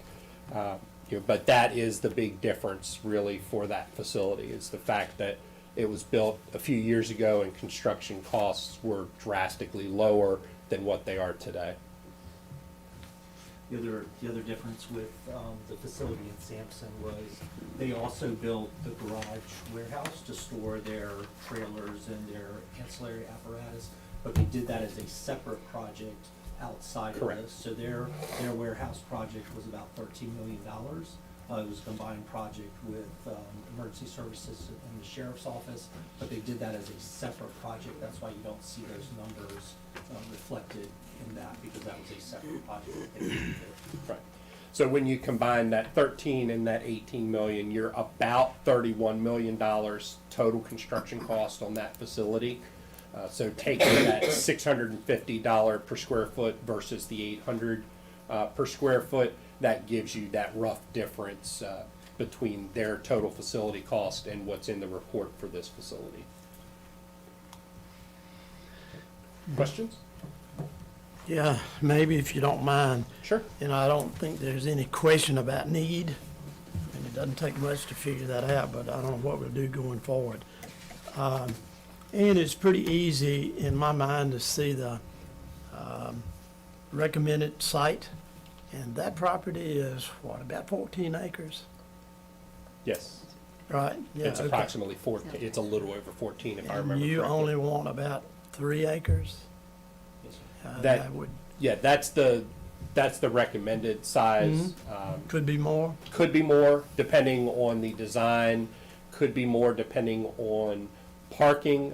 For example, some facilities that we've worked with, they have a smaller parking area in front that's used for public purposes. So for example, if you have a community room in an unsecured part of the building towards the front, you could maybe rent that out to local groups, community groups for meetings, other such activities. That's something that's done quite frequently around the country.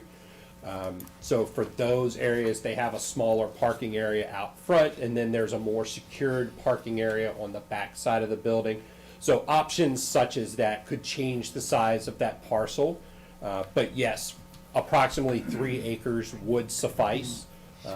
Even if you would take that up to say 5 acres, certainly you would have the remaining part of that parcel that could be used for other county purposes. Considering the business you're in, which part of that would you like for your 3 or 5 acres to be? Well, and Chairman, the other thing that I picked up from the Iredale site visit was they were future planning, and so the way they put their building on their site, they left setback to the side of their building and to the rear of their building for future growth. Mhm. So particularly around their 911 center, the way they put their building on their parcel, they left room, knowing that, in time, they were probably gonna have to expand.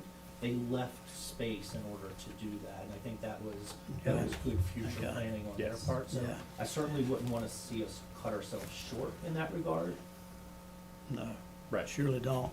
One other thing there, if I remember correctly, from Wesleyan Road side of that property to the back lower corner, there's about a 15-foot drop. There is. Yes. And so has that been considered in your grading? I mean, I've not heard this.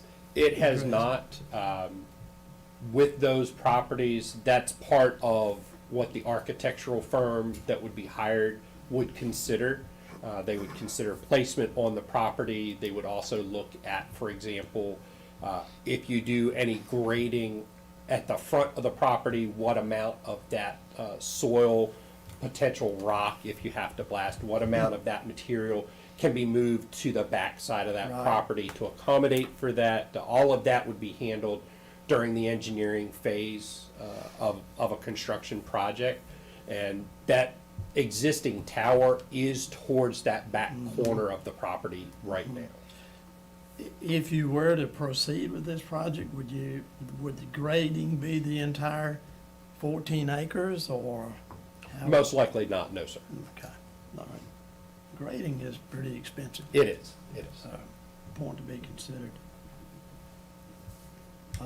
Board member questions? I have a list.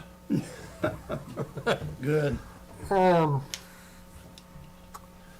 Is this directly behind or adjacent to Roxborough Christian Academy? And is it No. catty corner to, or, Right beside. Yes. so it's directly behind? It's beside the property. It's right on the intersection. So the Christian Academy sits just up from the You're looking at intersection. Intersection, Yes. it's- corner, Yes. corner of It it. is on that corner property, correct. good, because there's a 6-inch sewer line that runs off of that school, y'all already know, Yes. okay? Because of their problems with the school. That takes care of the site surveyed.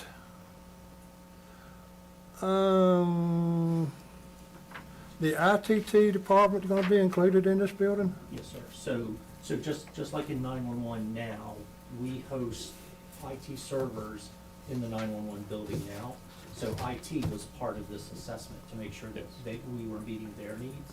Okay. We included office space for an ITT technician in that building as well, because obviously this is a very technology-driven building. So Yeah, they would- oriented, they would have everything, a footprint everything. in that building as well. Okay.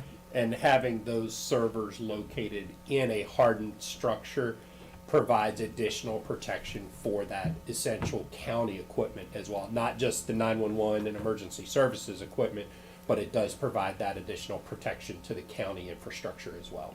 Okay. And you mentioned the hardened structure being separate from a non-hardened section that could be used for rental purposing on Mhm. particular instances. So I assume that we're gonna have the hardened area isolated from. Yes.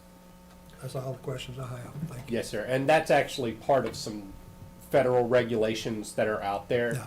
When you deal with 911 and their access of DMV and criminal history records, the FBI actually requires 911 to be behind 2 locked doors. So that would certainly be within that hardened section and be completely cordoned off from any public areas. I like the proposal. Is that tower, that particular tower owned by Highway Patrol? It's a Yeah. Right, yeah, Mhm. yeah, okay. That's good. Another thing I sort of, here again, I don't know where we're going with this, but the location is ideal. You aren't far from Highway 49, north or south, and you aren't far from Highway 501, north or south. Yes. So it's a pretty good location as far as exiting there during an emergency, so. Yes. And once you do receive that final report and as you read through it, you'll notice that we did include some of those travel distances as part of that evaluation, as part of those evaluating factors. So specifically, as you just said, it is very close to some of your main arteries to circulate throughout the county. So we felt that it wasn't going to change in a negative way emergency response based from where EMS is at today. I do have one more question. Yes, sir. Since the Roxborough Christian Academy is using a pump system behind their structure, will we tie into that because it is city? It's not a private line. That would be part of the engineering phase. If it is more advantageous to go that route, Right. then certainly that would be the recommendation.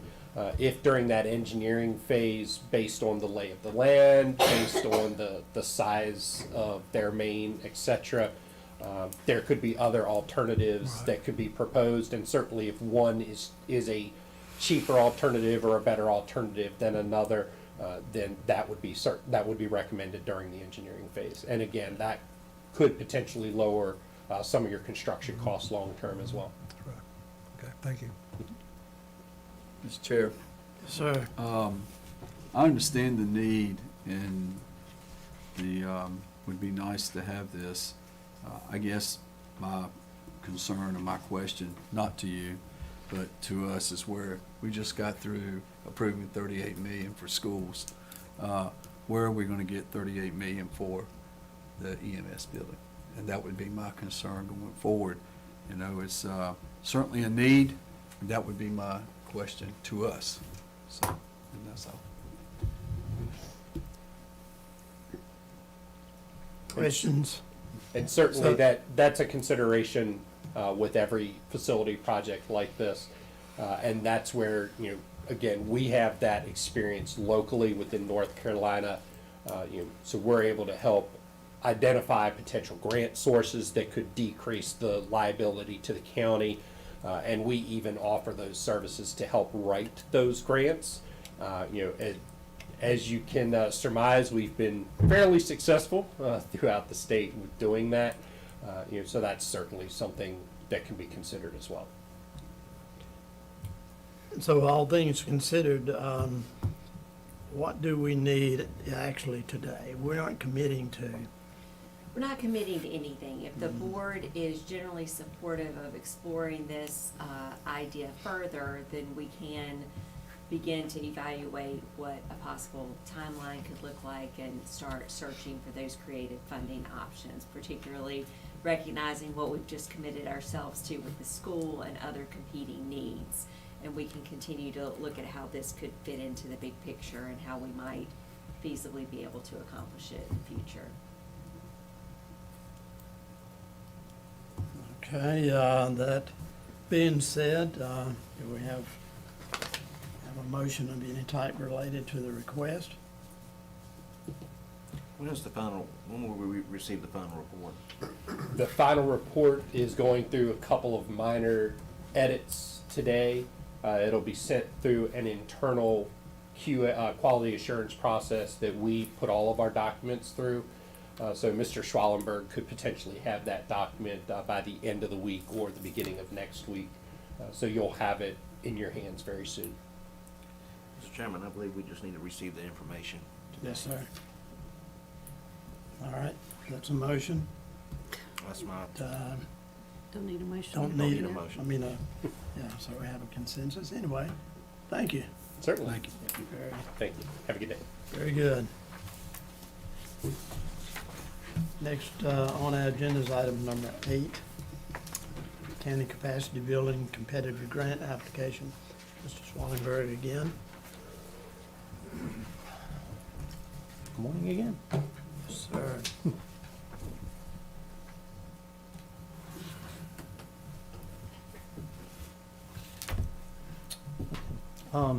Person County Department of Emergency Services, through the Office of Emergency Management, is seeking permission to apply for the 2023 County Capacity Building Competitive Grant, also known as CBCG, through the North Carolina Department of Emergency Management. This is the second year this specific grant has been made available. There are 92 counties eligible for this grant opportunity. This is a reimbursable grant with a 1-year performance period. The initial grant conference was held on March 7th, and the grant application is to be submitted by March 31st, 2023, which is an extremely short window for this grant submission. The grant has a limit of $500,000 per county. It can be awarded to a county, but a county may submit up to 2 projects, but they may not exceed the $500,000 in totality. Person County Office of Emergency Management would like to submit to CBCG for 2 projects. Project number 1 is a mass care shelter transfer switch. Using CBCG funding, we'd like to install an electrical power transfer switch and associated electrical upgrades to the Warrens Grove United Methodist Church for the purpose of using that site as a mass care shelter in times of emergencies. When Warrens Grove UMC was built, their building addition a few years ago, it was with the intention of using that space as a shelter if needed. However, they lacked funding to install a transfer switch and a generator.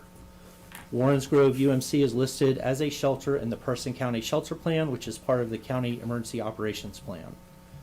Clements Baptist Church currently is our primary shelter. They have a transfer switch installed. Person County Emergency Management supplies them with a generator when needed to open that facility as a shelter. By placing a transfer switch at Warrens Grove UMC, we would have an additional shelter site that is more centrally located to the county, gives us additional capability if we needed to open a medical or functional needs shelter, or gives us additional capacity for a general population shelter. Project number 2 is a mobile EOC command post upgrade. Using CBCG funding, take an existing emergency management trailer and upgrade its capability to be more effective for on-scene as an on-scene incident command post. The trailer currently has limited capability and is used regularly to support all public safety agencies in the county when working large-scale or protracted incident scenes to give incident command staff a place to collaborate, conduct briefings, and manage incident resources. However, its current capabilities are limited. The funding would be used to fix identified gaps, mainly around technology and connectivity. This would include additional radios, computer workstations, monitors, cameras, incident management resources, and mapping capabilities. Both of these projects fall within the funding priorities outlined by the North Carolina Office of Emergency Management for these grant funds. North Carolina Emergency Management does reserve the right to also partially fund projects versus funding entire projects based on their scoring criteria. Since this is such a short application window, we have already started gathering quotes for the equipment and labor for these projects, but are still waiting on some of our vendors to return information to us. The request this morning is to allow the Office of Emergency Management to move forward with the 2023 CBCG grant application up to the maximum award amount if needed for the 2 projects as described in the abstract. I'm happy to answer any questions that you may have at this time. Commissioner, questions? Is this gonna require a match from the county? It does not require a match. Does not. It does not Yes, require a match. that was my question as well. If I understood you correctly, it's, they have the people who have the grants, they can say that they don't approve a project or something like that, and then that would be, They could not approve the project, or they could do partial funding of a project right, if they choose to do so. Yes, sir. right. So it's not a guarantee. It is not a guarantee, no, sir. Okay. It is a competitive grant. I don't know anything about this transfer switch. Yes, sir. Is that something that Duke Energy might, or is this a contractor only? It's a kind of- contractor. Okay. So the available power is there, it's just installing the. Yeah, so basically what the switch. transfer switch allows us to do is to go from main power coming in from the power pole and allows us to switch over so that we can hook a generator into the building. And again, it's the same system that we use at Clements Baptist Church. Okay, and that amount of, the grant is up to, did you say 500,000? The maximum award that they will give per county is 500,000. But that could be less than what the, Yes, sir. and so then the board would be responsible for funding the remainder? No, sir. When we you- submit the project, whatever the project total is, that they will either fund that or they will only fund partial. And again, we don't have to accept the grant. I mean, if they only partially fund it, then we come back to the board and say they'll only fund this, and then the board decides whether they want to pay for the rest of the Right, project. which would require board action. Yes, sir. Yeah. All right. What's, desire of the board here? Move to approve the authorization to apply for the grant. And that is, does that cover both Yes, sir. of these here, one motion? Okay, we have a motion on the floor to approve the request. Further questions or comments? Hearing none, all in favor say aye. Aye. Opposed? None, motion carried. Thank you, sir. Appreciate your efforts on that. Item number 9 on the agenda is Human Services Complex. Next steps, Manager Kathy.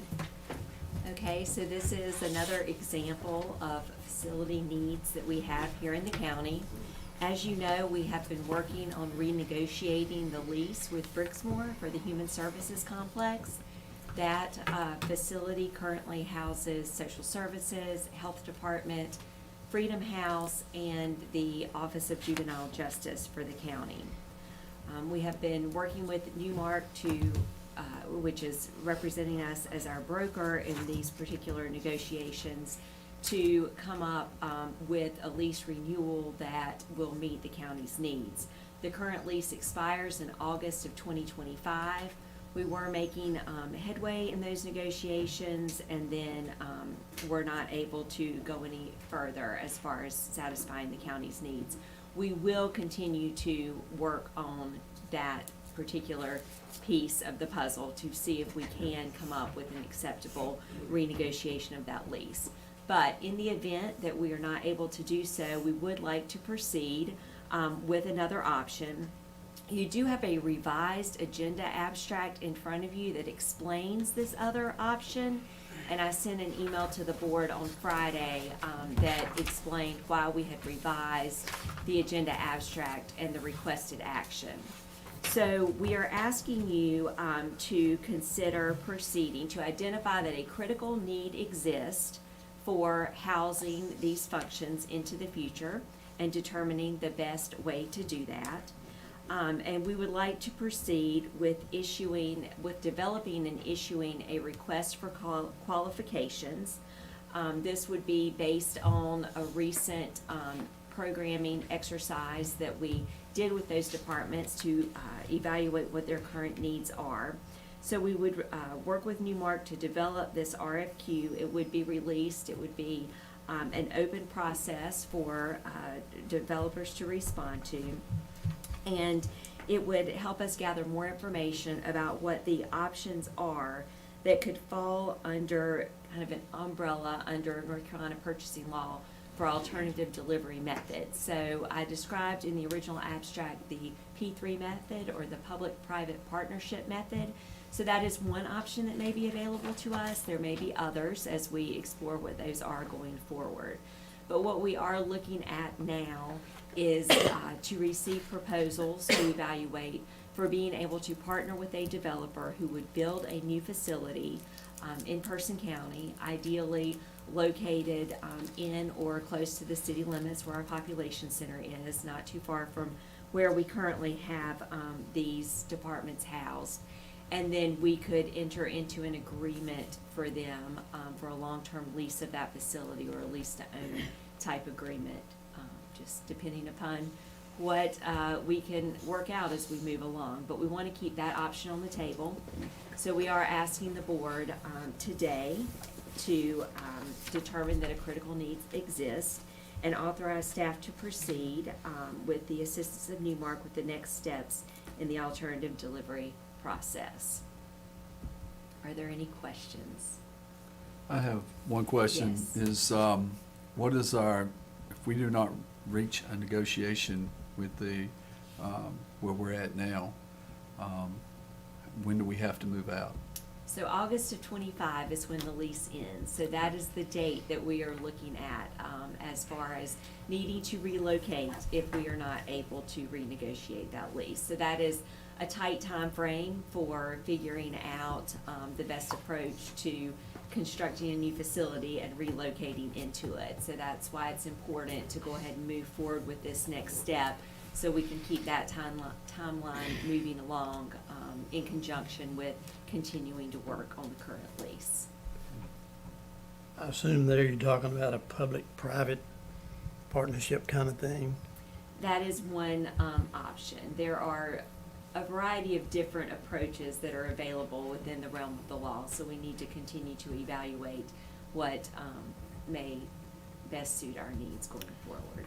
State statutes now do provide a lot more flexibility and choices, options than used to be the case. And there is now abundant statutory authority for cities and counties to work with private developers in partnership to accomplish something like this, instead of just, again, borrowing the money and building a county facility, which we're limited in doing.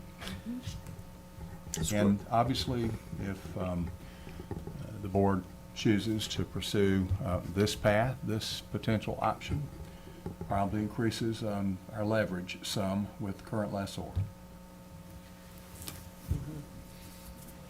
And do you believe it would require less than 67,000 square feet? Well, That is about the footprint that we have currently, and creating some additional shared spaces. You know, we have some duplication now, and juvenile justice has more space than they need, and we'll continue to work with Freedom House as well, so I think we can reallocate some of the spaces that are currently occupied. The size of the current facility itself is adequate at the moment, but it does need some shifting around. If we were to stay there, we would want to reconfigure some of the spaces to get the most out of that footprint, which we could do in a new facility as well. To reconfigure as it stands is not easy. That's not necessarily the case, but there's a Really? price tag associated with that, and so that's part of what we've been working on, negotiating with Brixmor's to build some allowances into the lease renewal to enable us to make some changes within that facility that would better accommodate And the you are working services. with Freedom House. That seems to be, Yes, they were a part of the great. recent discussions around Mhm. programming and the needs within their spaces. so what you need today is potentially approval to do some further research and bring Right. information back to the board. So part of the process is determining that a critical need exists and authorizing staff to proceed with the RFQ process. Well, is that a two-part? Are we going to I think it Did- can all be, all in one? Yes. We could say that we've determined a critical need and authorize staff to move forward with the next step in the process. further steps. Yes. Okay. Ultimately, clearly, it does not bind the board, the county, to anything. It's Mhm. just an alternate path. Mr. Chairman, Sir, I make a motion that this board formally recognizes there is a critical need for this project and authorize staff to proceed with the request. have a motion on the floor. Any further questions or comments? Hearing none, all in favor say aye. Aye. Opposed? None, motion carried. Thank you. Thank you. Okay, moving along with our agenda here, just a couple of things as far as Chairman's report. One of the elephants in the room that we keep talking about is the Duke Energy and power plant closures, next steps, moving along. Certainly, none of us have the answer to what's going to happen there, but I will say that we are in close communication with Duke Energy, sometimes weekly, sometimes every other week. We have conversations with our lobbyist, and that keeps us up to date and informed on what's going on and making those recommendations. And that's important because of what we've said previously. This legislature is moving pretty quickly. Once they get something in their mind and on a table, it can happen virtually or honestly overnight. So we want to be in touch and ready to move whenever needed. The Charters of Freedom project, and John Hill's not here, but we've been talking about that one quite frequently moving forward. I have secured a partial agreement and should know maybe even later today as to how much concrete Chandler Concrete would donate toward the approximately 17 yards of concrete needed for that project. Again, they've already said, yes, we will participate as a supplier for concrete, but we don't know how much. And my suggestion would make it easy, go ahead and do it all. At the same time, we have a commitment from a contractor to do the grading work. We have a commitment from an electrical contractor to do the wiring of the flag and the flagpole at that location as well. So we're moving along. The good people, good business people of Person County are stepping forward and becoming a part of this very worthy project that we're doing, so we're moving along very, very well in that project. So that's my report. Manager Kathy? I know that y'all are interested in the classification and compensation study that we've been conducting, as well as our employees are. Our HR director did send out an update to the organization yesterday, which relays that we are in the process of reviewing the consultant's initial recommendations. This week, the new recommended salary structure, which shows the new ranges for each of the positions, along with which positions are assigned to each range, will be shared with the department heads for their feedback. And then once we have those finalized, then we can share with department heads the impacts that any changes would have on individual employees. So we are working through that process in anticipation of the consultant's report to the board at the second meeting in April. So you will receive, and we can share the grade structure with you next week, or this week, when we share it with department heads, if you'd like to start getting a look at where we're going with the study. But we are still going through the process of evaluating all of the recommendations, continuing to refine those, and getting feedback from the departments before those recommendations are presented to the board. And with that, we'll get your feedback so that we can determine how best to incorporate recommendations into the fiscal year 24 budget process for implementing the study results. Could I back up a bit Okay. along those lines? There's been some discussion about this, and of course, we're eagerly looking forward to it because we don't know what's in it. The original plan was to have that information ready for board consideration during the budget discussions. So Yes, it was, so that's the yeah. timeline that we're working on. We had just the preliminary results prior to the budget retreat, so I Mhm. gave you an estimated figure. And so this will be incorporated into the budget process. We're having the presentation in April, and the manager's recommended budget will be presented in May, so we'll still have some time to work on and utilize feedback from the board before the manager's recommended budget. so in essence, it was planned. We had those steps, and it takes time. Yes, So it we have does. to go through that process Right. to get to where we want to be. So Yes. there has been no, from my perspective, delay. No, I mean, you we're- just haven't gotten the information needed. So it will be forthcoming for consideration Mhm. during the budget discussions. Yes. Yeah, we are tracking along the original timeline. Mhm. As far as the consultants have been responsive to us, they've gotten information to us.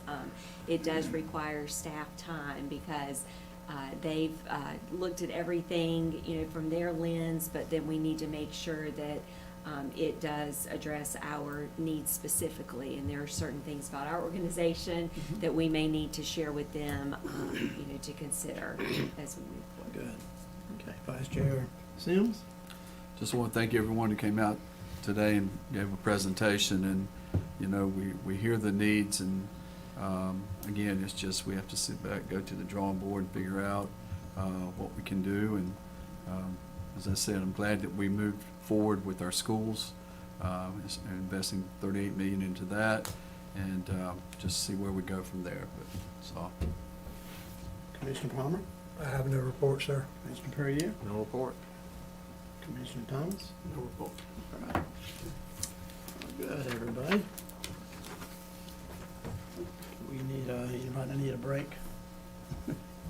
I'm ready to go. We need a motion to go into closed session. So move. Uh, I'm ready. For General Statute 143, 318, and 11A3. Those permitted to attend is County Attorney Ellis Hankins, County Manager Catherine Cathy, Clerk to the Board Brenda Reeves, Planning and Zoning Director Chris Bowley. So move. Any discussion? All in favor, say aye. Aye. All right. Thank you, gentlemen.